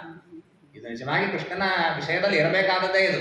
ಭಗವದ್ಭಕ್ತರು ಹೀಗೆ ಮಾಡ್ತಾರೆ. ದೇವರ ವಿಷಯದಲ್ಲಿ ಸ್ವಲ್ಪ ಬಂತು ಅಂತಂದ್ರೆ ಅದನ್ನು ಎಳೆದು ತಾವು ತಮ್ಮ ಭಕ್ತಿಯ ಒಂದು ಕಾರ್ಯರೂಪವಾಗಿ ಇದನ್ನೆಲ್ಲ ಹೇಳ್ತಾ ಹೋಗ್ತಾರೆ. ಸಾಂದೀಪನ ಋಷಿಗಳ ಆಶ್ರಮದಲ್ಲಿ ಪರಮಾತ್ಮ ಇದ್ದ. ಅಲ್ಲಿ ಎಲ್ಲ ತಸ್ಮೈ ಪ್ರಾದಾತ್ ವರಂ ಪುತ್ರಂ ಮೃತಂ ಪಂಚಜನೋದರಾತ್. ಪಂಚಜನ ಎಂಬಂತಹ ದೈತ್ಯ ಸಾಂದೀಪ ಋಷಿಗಳ ಮಗನನ್ನ ಕೊಂದು ಬಿಟ್ಟಿದ್ದ, ಅವನನ್ನ ಗುರುದಕ್ಷಿಣೆಯಾಗಿ ಕೊಟ್ಟಿದ್ದಾನೆ ಅಂತ ಈ ರೀತಿಯಾಗೆಲ್ಲ ಮಾತುಗಳನ್ನ ಹೇಳಿ ಯಾದವರ ಕ್ಷಯ ಆಗಲಿಕ್ಕೆ ಕಾರಣ ಏನು ಅನ್ನೋದನ್ನು ಇಲ್ಲೆಲ್ಲ ಸಂಕ್ಷೇಪವಾಗಿ ಹೇಳ್ತಾರೆ. 11ನೇ ಸ್ಕಂದದಲ್ಲಿ ಇದರ ವಿಸ್ತಾರ ಬರಲಿಕ್ಕಿದೆ. ಎಲ್ಲ ಯಾದವರು ಕೃಷ್ಣನ ಮಕ್ಕಳು. ಸಾಂಬ, ಚಾರುದೇಶನ ಮೊದಲಾದವರೆಲ್ಲ ಇದ್ರು. ಜಾಂಬವತಿ ಮಗ ಸಾಂಬ ಬಹಳ ಚಲುವಂತೆ. ಅವನಿಗೆ ಹೆಣ್ಣಿನ ವೇಷ ಹಾಕಿದ್ರು. ಸಣ್ಣ ಸಣ್ಣ ಹುಡುಗರು ಇವರೆಲ್ಲ 8-10 ವರ್ಷ ಇರಬೇಕು, 10-15 ವರ್ಷ ಇರಬೇಕೇನೋ. ಹೆಣ್ಣಿನ ವೇಷ ಹಾಕಿಕೊಂಡು ಅಲ್ಲೆಲ್ಲ ದೊಡ್ಡ ದೊಡ್ಡ ಋಷಿಗಳು ಜ್ಞಾನಿಗಳು ಅವರೆಲ್ಲ ಬ್ರಾಹ್ಮಣರು ಕೂತಿದ್ದಾರಂತೆ. ಆಗ ಅವನನ್ನು ಕರ್ಕೊಂಡು ಹೋಗಿ, ಪ್ರದ್ಯುಮ್ನ ಮೊದಲಾದವರು ಕರ್ಕೊಂಡು ಹೋಗಿ, ನೋಡ್ರಿ ಹೆಣ್ಣು ಗರ್ಭಿಣಿ, ಗಂಡಾಗತ್ತೋ ಹೆಣ್ಣಾಗತ್ತೋ ಹೇಳ್ರಿ ಅಂತಂದ್ರೆ ಆ ಜ್ಞಾನಿಗಳಿಗೆ ಗೊತ್ತಾಯ್ತು, ಚೇಷ್ಟೆ ಮಾಡ್ತಾ ಇದ್ದಾರೆ ಅಂತ ತಿಳಿದು ಇವರ ಹೊಟ್ಟೆಯಿಂದ ಒಂದು ಮುಸಲ ಬರುತ್ತೆ, ಒನಕೆ ಬರ್ತದೆ, ಅದರಿಂದ ನಿಮ್ಮ ಕುಲಕ್ಷಯ ಆಗ್ತದೆ ಅಂತ ಹೇಳಿದ್ರು. ಅವರೇನು ಒನಕೆ ಇಟ್ಟು ಸೀರೆ ಸುತ್ತಿರ್ಲಿಲ್ಲ, ಆದ್ರೆ ಯಾವಾಗ ಸೀರೆ ಬಿಚ್ಚಿದ್ರೋ ಒಳಗೆ ಒನಕೆ ಬಂದ್ಬಿಡ್ತು. ಹೆದರಿಕೆ ಆಗ್ಲಿಕ್ಕೆ ಶುರುವಾಯ್ತು. ಏನ್ ಮಾಡ್ಬೇಕು ಗೊತ್ತಾಗ್ಲಿಲ್ಲ. ಅದನ್ನು ಕುಟ್ಟಿ ಪುಡಿ ಮಾಡಿ ಸಮುದ್ರಕ್ಕೆ ಅದನ್ನ ಹಾಕ್ತಾರೆ. ಆ ಏನು ಮುಂದಿನ ಕಬ್ಬಿಣ ಇತ್ತು ಅದನ್ನು ಸಮುದ್ರದೊಳಗೆ ಎಸೆದರು. ಅದನ್ನೊಂದು ಮೀನು ನುಂಗ್ತದೆ, ಜರ ಎಂಬಂತಹ ವ್ಯಾಧ. ಅದೇ ಕಬ್ಬಿಣವನ್ನ ಬಾಣದ ತುದಿಗಿಟ್ಟು ಕೃಷ್ಣನ ಕಾಲಿಗೆ ಹೊಡಿತಾರೆ. ಆ ಏನು ಪುಡಿ ಇತ್ತೋ ಅದು ಹೋಗಿ ಪ್ರಭಾಸ ಎಂಬಂತಹ ಕ್ಷೇತ್ರ, ಇವತ್ತೇನು ರುದ್ರದೇವರ ದೇವಾಲಯ ಇದೆ ಗುಜರಾತಿನೊಳಗೆ, ಆ ಪ್ರಭಾಸ ಕ್ಷೇತ್ರದಲ್ಲಿ ಹುಲ್ಲಾಗಿ ಬೆಳೆದಿರ್ತದೆ. ಇವರ ಕೊನೆ ಕಾಲಕ್ಕೆ ಪರಮಾತ್ಮ ಧಾರಾವತಿಯಲ್ಲಿ ಇರೋದು ಬೇಡ ಅಂತ ಪ್ರಭಾಸ ಕರ್ಕೊಂಡು ಬರ್ತಾನೆ. ಅಲ್ಲಿ ಎಲ್ಲರೂ ದಾನ ಮೊದಲಾದವುಗಳನ್ನು ಆಚರಣೆ ಮಾಡ್ತಾರೆ. ಅದಾದ್ಮೇಲೆ ಮೈರೇಯ ಮಂತಹ ಶರೆ ಕುಡಿದು ಒಬ್ಬರೊಬ್ಬರು ಹೊಡೆದಾಡ್ಲಿಕ್ಕೆ ಪ್ರಾರಂಭ ಮಾಡಿ ಅಲ್ಲಿರೋ ಹುಲ್ಲನ್ನು ತಗೊಂಡು ಹೊಡೆದ್ರೆ, ಖಡ್ಗದಿಂದ ಹೊಡೆದ್ರೆ ಹೇಗಾಗಬೇಕು ಹಾಗಾಗಿ ಎಲ್ಲ ಯಾದವರು ಸತ್ತು ಹೋಗ್ತಾರೆ. ಈ ರೀತಿಯಾದಂತಹ ಕಥೆಯೆಲ್ಲ ಮುಂದೆ ವಿಸ್ತಾರ ಬರಲಿಕ್ಕಿದೆ. ಆಗ ಕೃಷ್ಣ ಇದೆಲ್ಲ ಮುಂದೆ ಆಗೋದಿದೆ, ನೀನು ಇಲ್ಲಿ ಇರಬೇಡ, ನೀನು ಒಂದು ಕೆಲಸ ಮಾಡು, ನೀನು ಬದರಿಗೆ ಹೋಗು, ಕಲಾಪ ಗ್ರಾಮ ಅಂತಿದೆ, ಅಲ್ಲಿಯ ಜನರಿಗೆ ನೀನು ಉಪದೇಶ ಮಾಡು ಅಂತ ಹೇಳಿ ಕಳಿಸಿದ್ದಾನೆ. ಅದಕ್ಕಾಗಿ ನಾನು ಹೊರಟಿದ್ದೀನಿ. ಆದ್ರೆ ನಾನೇನು ಹೋಗ್ಬಿಡೋದಿಲ್ಲ, ಕೃಷ್ಣ ಪರಂಧಾಮಕ್ಕೆ ಹೋಗೋವರೆಗೂ ನಾನು ಕೃಷ್ಣನ ಜೊತೆಗೆ ಇರುವವ. ದೇವರ ಆದೇಶ ಮಾಡಿದ್ದಾನೆ ಅಂತ ಹೊರಟೀನಿ, ಹೋಗಿ ನಾನು ಕಲಾಪ ಗ್ರಾಮದವ್ರಿಗೆ ಹೇಳಿ ಬರ್ತೀನಿ, ನಾನು ಬರ್ತೀನಿ, ಸ್ವಲ್ಪ ಕಾಯಿರಿ, ಕೃಷ್ಣ ಪರಂಧಾಮಕ್ಕೆ ಹೋದ್ಮೇಲೆ ಬರ್ತೀನಿ ಅಂತ ಹೇಳಲಿಕ್ಕೆ ನಾನು ಹೊರಟಿದ್ದೀನಿ ಅಂತ. ಆಗ ದೇವರು ನನಗೆ ತತ್ವಜ್ಞಾನವನ್ನು ಉಪದೇಶ ಮಾಡಿ ಕಳಿಸಿದ್ದಾನೆ ಅಂತ ಹೇಳಿದ ಕೂಡಲೇ ವಿದುರ ಅವನಿಗೆ ತಡೆದುಕೊಳ್ಳಿಕ್ಕಾಗಲಿಲ್ಲ. ಹಾಗಾದ್ರೆ ನನಗೂ ಉಪದೇಶ ಮಾಡು ಅಂತ ಕೇಳಿದ. ಆಗ ಇವರು ಹೇಳ್ತಾನೆ, ಉದ್ಧವ, ದೇವರು ಮೈತ್ರೇಯರಿಗೆ ಉಪದೇಶ ಮಾಡಿ ಕಳಿಸಿದ್ದಾನೆ, ಮೈತ್ರೇಯರು ಬಂದು ನಿನಗೆ ಭಾಗವತದ ಉಪದೇಶವನ್ನು ಮಾಡ್ಲಿಕ್ಕಿದ್ದಾರೆ, ಹೀಗಾಗಿ ಅವರಿಂದ ನೀನು ತಿಳಿಯಬೇಕು ಅಂತ ಹೇಳ್ತಾರೆ. ಆಯಿತು ಅಂತ ಆಮೇಲೆ ಮುಂದೆ ಹೋಗ್ತಾ ಆ ಮೈತ್ರೇಯರ ಭೇಟಿ ಆಗ್ತದೆ. ದ್ವಾರಿದ್ಯುನದ್ಯಾರ್ಷಭ ಕುರುಣಾಂ ಮೈತ್ರೇಯ ಮಾಸೀನ ಮಗಾದ ಬೋಧಂ. ಮಹಾಜ್ಞಾನಿಗಳು ಗಂಗಾ ನದಿಯ ದಂಡೆಯಲ್ಲಿ ಹೋಗಿದ್ದಾನೆ, ಮೈತ್ರೇಯರು ಕುಳಿತಿದ್ದಾರೆ, ಅವರಿಬ್ಬರ ಸಂವಾದ ಆಗ್ತದೆ. ಜನಸ್ಯ ಕೃಷ್ಣಾತ್ ವಿಮುಖಸ್ಯ ದೈವಾತ್ ಅಧರ್ಮಶೀಲಸ್ಯ ಸುದುಃಖಿತಸ್ಯ ಅನುಗ್ರಹಾಯೇಹ ಚರಂತಿನೋ ನಂ ಭೂತಾನಿ ಭವ್ಯಾನಿ ಜನಾರ್ದನಸ್ಯ. ನಿಮ್ಮಂತಹ ಜ್ಞಾನಿಗಳು ಬೇರೆ ಬೇರೆ ಕಡೆಗೆ ಸಂಚಾರ ಮಾಡ್ಲಿಕ್ಕೆ ಕಾರಣ ಏನು ಅಂತಂದ್ರೆ, ನಾವೆಲ್ಲ ಪಾಮರ ಜನರು, ಸಾಮಾನ್ಯರು, ಕೃಷ್ಣನಿಂದ ವಿಮುಖರಾಗಿ ಬಿಡುತ್ತೇವೆ, ದೇವರಿಗೆ ಬೆನ್ನು ಮಾಡಿರುತ್ತೇವೆ. ನಿಮ್ಮಂಥವ್ರು ಬಂದು ಉಪದೇಶ ಮಾಡಿ ಮತ್ತೆ ನಮ್ಮನ್ನ ನೀವು ಭಗವಂತನ ಕಡೆಗೆ ಮುಖ ಆಗುವಂತೆ ಅನುಗ್ರಹವನ್ನ ಮಾಡ್ತೀರಿ. ಆದ್ದರಿಂದ ನೀವು ಭಾಗವತದ ಉಪದೇಶ ಮಾಡಬೇಕು ಅಂತ ಹೇಳಿದಾಗ ಆಗ ಭಗವಾನೇಕ ಆಸೇದಂ ಅಗ್ರೆ ಆತ್ಮಾತ್ಮನಾಂ ವಿಭು ಅಂತೆಲ್ಲ ಸೃಷ್ಟಿ ಪ್ರಕರಣವನ್ನ ಮತ್ತೆಲ್ಲ ವಿಸ್ತಾರವಾಗಿ ತಿಳಿಸ್ತಾ, ದೇವರು ಸೃಷ್ಟಿ ಆದಿಕಾಲದಲ್ಲಿ ತಾನೊಬ್ಬನೇ ಇದ್ದ, ಯಾವ ರೀತಿಯಾಗಿ ತಾನು ಸೃಷ್ಟಿಯನ್ನು ಮಾಡಿದ, ಎಲ್ಲ ಲೋಕಗಳ ಸೃಷ್ಟಿಯನ್ನು ಹೇಗೆ ಮಾಡಿದ, ಇದನ್ನೆಲ್ಲ ವಿಸ್ತಾರವಾಗಿ ಹೇಳ್ತಾ ಬರುತ್ತಾರೆ. ಅದಾದ ಮೇಲೆ ಭಾಗವತದ ಆಗತಿಕ್ರಮವನ್ನು ಕೂಡ ತಿಳಿಸಿಕೊಟ್ಟಿದ್ದಾರೆ. ಈ ಭಾಗವತ ಬಂದದ್ದು ನಾರಾಯಣನಿಂದ ಬ್ರಹ್ಮದೇವರಿಗೆ, ಬ್ರಹ್ಮದೇವರಿಂದ ನಾರದರು, ನಾರದರಿಂದ ವೇದವ್ಯಾಸ ದೇವರು, ವೇದವ್ಯಾಸ ದೇವರಿಂದ ಶುಕಾಚಾರ್ಯರು, ಶುಕಾಚಾರ್ಯರಿಂದ ಸೂತಾಚಾರ್ಯರು, ಸೂತಾಚಾರ್ಯರಿಂದ ಪರೀಕ್ಷಿತ ರಾಜ, ಅಲ್ಲ ಶುಕಾಚಾರ್ಯರಿಂದಲೇ ಸಾಕ್ಷಾತ್ ಪರೀಕ್ಷಿತ ರಾಜ, ಅಲ್ಲೇ ಸೂತಾಚಾರ್ಯರು ಕುಳಿತು ಕೇಳಿರ್ತಾರೆ. ಆ ಸೂತಾಚಾರ್ಯರು ಶೌನಕಾದಿಗಳಿಗೆ ಉಪದೇಶ ಮಾಡ್ತಾರೆ ಅಂತ ಅನ್ನೋದು ಇದು ಒಂದು ದಾರಿ. ಆದರೆ ಇನ್ನೊಂದು ಕಡೆಗೆ ನಾರಾಯಣನಿಂದ ಬ್ರಹ್ಮದೇವರು, ಬ್ರಹ್ಮದೇವರಿಂದ ಶೇಷದೇವರಿಗೆ ಉಪದೇಶ ಆಗತ್ತೆ. ಶೇಷದೇವರು ಸನತ್ ಕುಮಾರರಿಗೆ ಉಪದೇಶವನ್ನು ಮಾಡ್ತಾರೆ. ಅವರು ಸಾಂಖ್ಯಾಯನರಿಗೆ, ಅವರಿಂದ ಪರಾಶರರು, ಪರಾಶರರು ಬೃಹಸ್ಪತ್ಯಾಚಾರ್ಯರಿಗೆ, ಅವರಿಂದ ಮೈತ್ರೇಯರು, ಮೈತ್ರೇಯರಿಂದ ವಿದುರನಿಗೆ, ಈ ರೀತಿಯಾಗಿ ಮತ್ತೊಂದು ಭಾಗವತದ ಕವಲು ಒಡೆದು ಬಂದದ್ದು. ಈ ರೀತಿಯಾಗಿ ಅದನ್ನೆಲ್ಲ ವಿಶೇಷವಾಗಿ ಬಹಳ ವಿಸ್ತಾರವಾಗಿ ತಿಳಿಸಿಕೊಟ್ಟಿದ್ದಾರೆ. ಅಂತಹ ದಿವ್ಯವಾದಂತಹ ಭಾಗವತವನ್ನ ನಾವೆಲ್ಲ ಪಡೆದಿದ್ದೀವಿ. ಸೃಷ್ಟಿಯ ಆದಿಕಾಲದಲ್ಲಿ ಯಾವಾಗ ದೇವರು ಪರಮಾತ್ಮ ಬ್ರಹ್ಮದೇವರಿಗೆ ಆದೇಶ ಮಾಡಿದ್ರು ನೀನು ಸೃಷ್ಟಿ ಮಾಡಬೇಕು ಅಂತ, ಆಗ ಒಂದು ಪ್ರಾರ್ಥನೆಯನ್ನು ಬ್ರಹ್ಮದೇವರು ಮಾಡ್ತಾರೆ. ನಾವಿಕೃತಾರ್ಯ ಸತೋಂಭಸಿಯಸ್ಯ ಪುಂಸೋ ವಿಜ್ಞಾನ ಶಕ್ತಿರಹಮಾಸ ಮನಂತ ಶಕ್ತೇ ರೂಪಂ ವಿಚಿತ್ರಮಿದಮಸ್ಯ ವಿವೃಣ್ಮತೋ ಮೇ ಮಾರೀರಿ ಶಿಷ್ಟ ನಿಗಮಸ್ಯ ಗಿರಾಂ ವಿಸರ್ಗಃ. ಬ್ರಹ್ಮದೇವರು ಮಾಡ್ತಾ ಇರೋ ಕೆಲಸ ಏನು ಅಂತಂದ್ರೆ, 4 ಮುಖಗಳಿಂದ ಒಂದೊಂದು ವೇದವನ್ನ ಹೇಳಿ ದೇವರನ್ನ ಕೊಂಡಾಡ್ತಾ ಸದಾಕಾಲದಲ್ಲಿ ಇರ್ತಾರೆ. ಸೃಷ್ಟಿ ಮಾಡುವಂತ ದೇವರು ಬ್ರಹ್ಮದೇವರಿಗೆ ಹೇಳಿದಾಗ ಬ್ರಹ್ಮದೇವರು ಕೇಳಿಕೊಂಡ್ರಂತೆ, ಮಾಡ್ತೇನೆ, ಅವಶ್ಯ ಮಾಡ್ತೇನೆ, ಇಲ್ಲ ಅನ್ನೋದಿಲ್ಲ. ಆದರೆ ಮಾರೀರಿ ಶಿಷ್ಟ ನಿಗಮಸ್ಯ ಗಿರಾಂ ವಿಸರ್ಗ, ನಾನೇನು ಈ ಬಾಯಿಂದ ಸ್ತೋತ್ರವನ್ನ ಹೇಳ್ತಾ ನಿನ್ನ ಆರಾಧನೆಯನ್ನು ಮಾಡ್ತಾ ಇದ್ದೀನಿ, ಇದು ಮಾತ್ರ ನಿಲ್ಬಾರ್ದು, ಆ ರೀತಿಯಾಗಿ ಅನುಗ್ರಹ ಮಾಡ್ಬೇಕು. ಪೂಜೆ ಹೊಸದಾಗ ಕಲ್ತಿರ್ತಾರೆ ನೋಡ್ರಿ, ಅವಾಗ ಆಗೋದೇನು ಅಂತಂದ್ರೆ ಧೂಪಾರ್ತಿ ಕೈಯಲ್ಲಿ ಹಿಡಿದಿರ್ತಾರೆ. ಧೂಪಾರ್ತಿ ಮಾತ್ರ ಬಾಯಲ್ಲಿ ಬರ್ತಿರೋದಿಲ್ಲ. ಪುಸ್ತಕ ನೋಡಿದ್ರೆ ಇದು ಕೈ ತಿರುಗೋದಿಲ್ಲ, ಇದು ಕೈ ತಿರುಗಿಸಿದ್ರೆ ಮಾತ್ರ ನಿಲ್ತದೆ. ಈ 2 ಕೆಲಸ ಒಮ್ಮೆ ಮಾಡೋದು ಬಹಳ ಕಷ್ಟ. ಈಗಿನ ಕಾಲದ ಜನರೆಲ್ಲ ಹೇಳ್ತಿರ್ತಾರಲ್ಲ, ಮಲ್ಟಿ ಟಾಸ್ಕಿಂಗ್ ಅಂತ ಹೇಳ್ತಾರೆ ನೋಡ್ರಿ, ತಾವು ಮಾಡ್ತೀವಿ ಅಂತ ಹೆಗ್ಗಳಿಕೆ ಅಂತ ಹೇಳ್ತಿರ್ತಾರೆ. ನಿಜವಾಗಿಯೂ ಬಹಳ ಕಷ್ಟ. ಕುಂದು ಕೊರತೆಗಳು ಬರ್ತದೆ. ಒಂದ ಈ ಕಡೆ ಲಕ್ಷ್ಯ ಬರ್ತದೆ, ಇಲ್ಲ ಅಂದ್ರೆ ಇಲ್ಲಿ ಬರ್ತದೆ. ಕೆಲವರಿಗಂತೂ ಗಂಟಿ ಭಾರತ ಮಂಗಳಾರತಿ ಮಾಡ್ಲಿಕ್ಕೆ ಬರೋದಿಲ್ಲ, ಒಂದ ಗಂಟಿನೂ ತಿರುಗ್ತಿರ್ತದೆ, ಇಲ್ಲ ತಿರುಗಿ ನಿಂತು ಬಿಡ್ತದೆ, ಹಾಗಿರ್ತದೆ ಪರಿಸ್ಥಿತಿ. ಆದ್ರೆ ಬ್ರಹ್ಮದೇವರು ಹೇಳಿದರು, ನನಗೆ 2 ಆಗಬೇಕು, ಆಗ ಮಾತ್ರ ಮಾಡ್ತೀನಿ ಅಂತ. ಆಯಿತು ಅಂತ ಹೇಳಿ ದೇವರ ಅನುಗ್ರಹವನ್ನು ಮಾಡಿದ. ಅಂತೇನೆ ಸದಾಕಾಲ ಋಗ್ವೇದಾದಿಗಳನ್ನ ಹೇಳಿ ದೇವರ ಆರಾಧನೆಯನ್ನ ಮಾಡ್ತಾ ಸೃಷ್ಟಿಯನ್ನ ಬ್ರಹ್ಮದೇವರು ಮಾಡ್ತಾರೆ. ವಿವಿಧ ಪ್ರಜೆಗಳನ್ನ ಸೃಷ್ಟಿ ಮಾಡಿದ್ರು. ಮೊದಲಿಗೆ ರುದ್ರದೇವರನ್ನು ಸೃಷ್ಟಿ ಮಾಡಿ, ರುದ್ರದೇವರಿಗೆ ಪ್ರಜೆಗಳ ಸೃಷ್ಟಿ ಮಾಡ್ರಿ ಅಂತಂದ್ರೆ ಭೂತ ಪ್ರೇತ ಗಣಗಳನ್ನೇ ಸೃಷ್ಟಿ ಮಾಡಿದ್ರು. ಎಲ್ಲರನ್ನ ಬಡೀರಿ ಬಡೀರಿ ಈ ರೀತಿಯಾಗಿ ಆಗ್ಲೇ ಪ್ರಾರಂಭ ಆಯಿತು. ಬ್ರಹ್ಮದೇವರು ಹೇಳಿದ್ರು, ಅಲಂ ಪ್ರಜಾಭಿ ಸೃಷ್ಟಾಭಿ, ಸಾಕ್ಷಾತ್ ಇಂತಹ ಪ್ರಜೆಗಳನ್ನೇ ಸೃಷ್ಟಿ ಮಾಡೋದಾಗಿದ್ರೆ ಸಾಕು ಅಂತ ಅವರನ್ನು ನಿಲ್ಲಿಸಿ, ಆಮೇಲೆ ಬೇರೆ ಬೇರೆ ಅವರನ್ನ ಸೃಷ್ಟಿ ಮಾಡಿದ್ದಾರೆ. ಆದ್ಯಸ್ತು ಮಹತಸ್ಸರ್ಗ, ಮಹತ್ತತ್ವಾದಿಗಳ ಸೃಷ್ಟಿಯನ್ನ ಅಹಂಕಾರ ತತ್ವ, ವೈಕಾರಿಕ, ತೈಜಸ, ತಾಮಸ ಇವುಗಳನ್ನೆಲ್ಲ ಹೇಳಿದ್ದಾರೆ.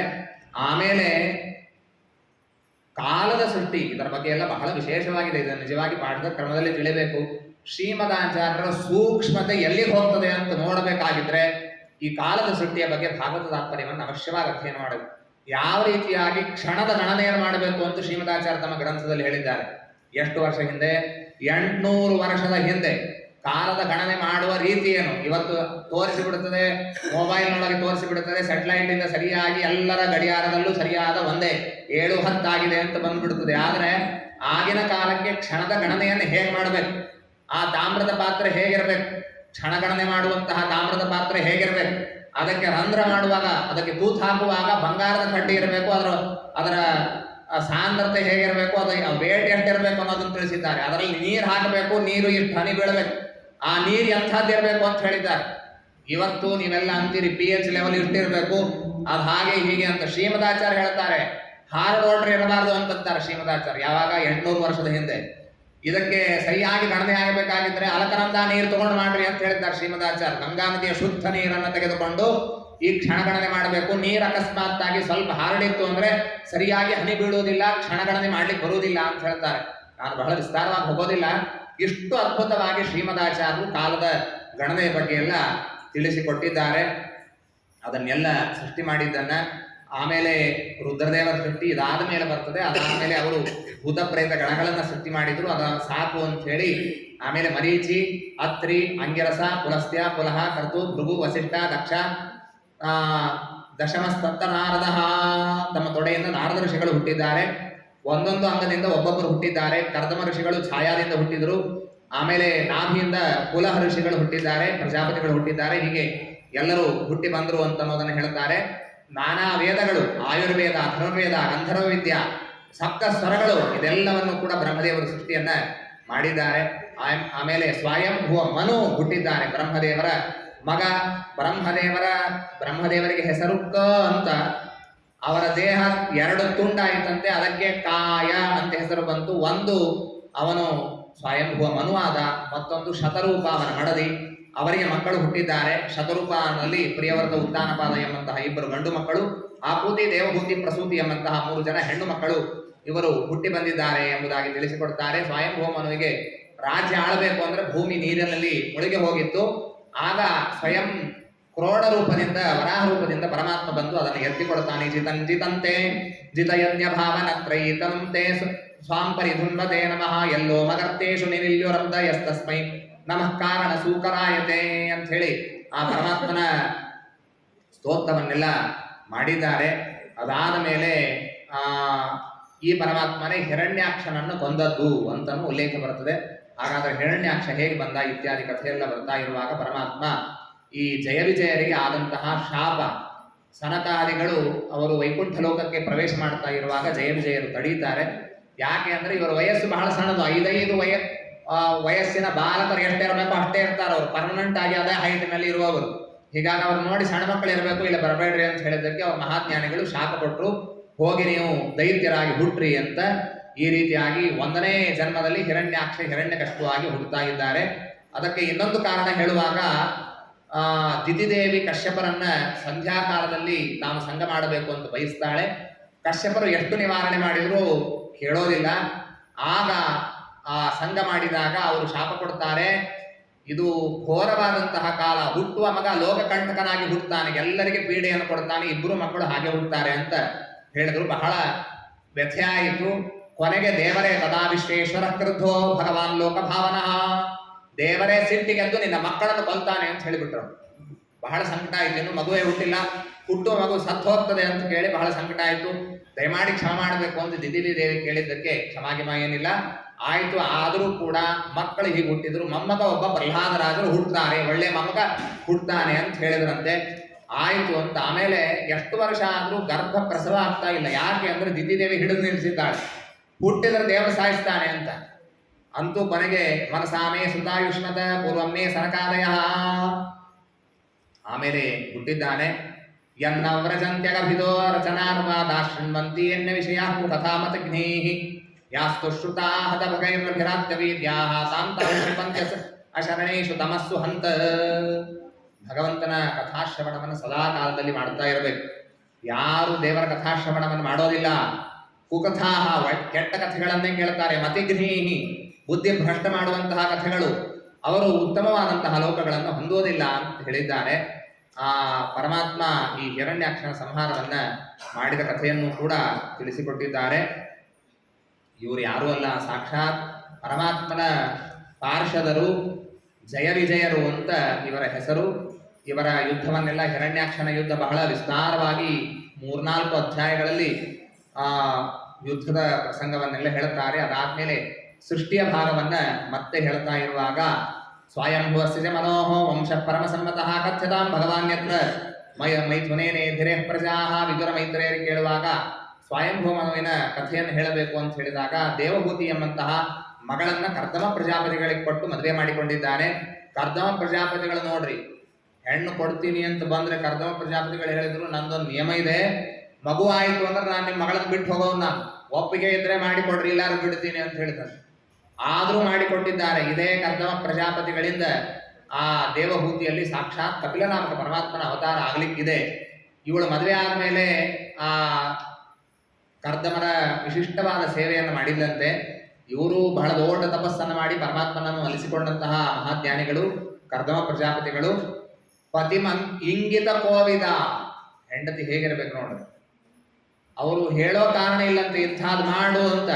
ಅವ್ರು ಇಂಥಲ್ಲಿ ಕುಳಿತರೆ ಹಾಗಾದ್ರೆ ಇನ್ಮೇಲೆ ಯತ್ನೆ ಮಾಡ್ತಾರೆ, ನಾನು ತುಪ್ಪ ತಂದಿಡಬೇಕು ಅಂತ ತಾನೇ ಇಡ್ತಿದ್ದಂತೆ.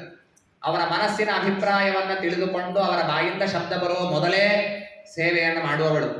ನಿತ್ಯಂ ಪರ್ಯಚರತ್ ಪ್ರೀತ್ಯ ಭವಾನಿವ ಭವಂ ಪತಿಂ, ಪಾರ್ವತಿ ರುದ್ರದೇವರ ಸೇವೆಯನ್ನು ಮಾಡುವಂತೆ ಇವಳು ತನ್ನ ಗಂಡನ ಸೇವೆಯನ್ನು ಮಾಡಿದ್ದಾಳೆ. ಬಹಳ ಕಷ್ಟಪಟ್ಟು ತೆಳ್ಳಗಾಗಿ ಹೋಗಿದ್ದಾಳೆ. ಕ್ಷಾಮಾಂ ಕರ್ಷಿತಾಂ, ಬಣ್ಣ ಎಲ್ಲ ಹೋಗಿಬಿಟ್ಟಿದೆ. ಅಂಥವಳನ್ನು ಒಮ್ಮೆ ನೋಡಿ ಆಗ ಕರ್ದಮ ಪ್ರಜಾಪತಿಗಳಿಗೆ ದಯ ಬಂತಂತೆ. ನಾನು ಸಂತುಷ್ಟನಾಗಿದ್ದೀನಿ. ತುಷ್ಟೋಹಮದ್ಯತಮಾನಿ ನಿಮಾನದಾಯಾಹ ಶುಶ್ರೂಷಯಾ ಪರಮಯಾ ಪರಯಾ ಚ ಭಕ್ತ್ಯಾ, ನೀನು ಮಾಡುವ ಭಕ್ತಿ, ನೀನು ಮಾಡುವ ಸೇವೆ, ಇದಕ್ಕೆ ನಾನು ಸಂತುಷ್ಟನಾಗಿದ್ದೀನಿ. ಏನು ಬೇಕು ಕೇಳು ಅಂತ ಕೇಳಿದ್ರೆ ದೇವಹೂತಿ ಹೇಳಿದಂತೆ ಭೂಯಾನ್ವರೀಯಸಿ ಗುಣಪ್ರಸವ ಸತೀನಾಂ, ಪತಿವ್ರತ ಸ್ತ್ರೀಗೆ ಬೇರೆ ಅಪೇಕ್ಷೆ ಏನಿರ್ತದೆ, ಗಂಡನಿಂದ ಒಂದು ಒಳ್ಳೆಯ ಸಂತಾನ ಆಗಬೇಕು ಅಂತ ಅಪೇಕ್ಷೆ ಇದೆ ಅಂತ ಹೇಳಿದ್ದಕ್ಕೆ ಪ್ರಿಯಾಯ ಪ್ರಿಯಮನ್ವಿಚ್ಛನ್ ಕರ್ದಮೋ ಯೋಗ ಮಾಶ್ಚಿತ, ಯೋಗ ಸಾಮರ್ಥ್ಯ ಇತ್ತು. ಒಂದು ವಿಮಾನ ತಯಾರು ಮಾಡಿದ್ರು. 9 ಮಜಲುಗಳು ವಿಮಾನದಲ್ಲಿ. ಇವತ್ತಿಗೂ ಅಂಥ ವಿಮಾನ ತಯಾರಾಗಿಲ್ಲ. ಕಾಮಗ ಎಲ್ಲಿ ಮನಸ್ಸು ಮಾಡುತ್ತೇವೆ ಅಲ್ಲಿ ಹೋಗ್ತೇವೆ. ಡ್ರೈವರ್ ಬೇಕಾಗಿಲ್ಲ, ಪೈಲಟ್ ಬೇಕಾಗಿಲ್ಲ, ಯಾರು ಬೇಕಾಗಿಲ್ಲ. ಅಂಥದ್ದನ್ನು ಮಾಡಿದ್ದಾರೆ. ಒಂದು ಸರೋವರ ನಿರ್ಮಾಣ ಮಾಡಿದ್ರು. ಅಲ್ಲೆಲ್ಲ ದಿವ್ಯ ಸ್ತ್ರೀಯರು ಬಂದು ಈ ದೇವಹೂತಿಯನ್ನೆಲ್ಲ ಚೆನ್ನಾಗಿ ತಿಕ್ಕಿ ತೊಳೆದು ಚೆನ್ನಾಗಿ ಸ್ನಾನ ಮಾಡಿಸಿ ನಾನಾ ವಿಧವಾದಂತಹ ಸುಗಂಧ ದ್ರವ್ಯಗಳಿಂದ ಅಲಂಕಾರ ಮಾಡಿ ಅವರನ್ನ ಕರ್ಕೊಂಡು ಹೋಗಿದ್ದಾರೆ. 9 ರೂಪಗಳನ್ನ ಕರ್ದಮರು ಪಡೆದಿದ್ದಾರೆ. 9 ರೂಪಗಳನ್ನ ದೇವಹೂತಿ.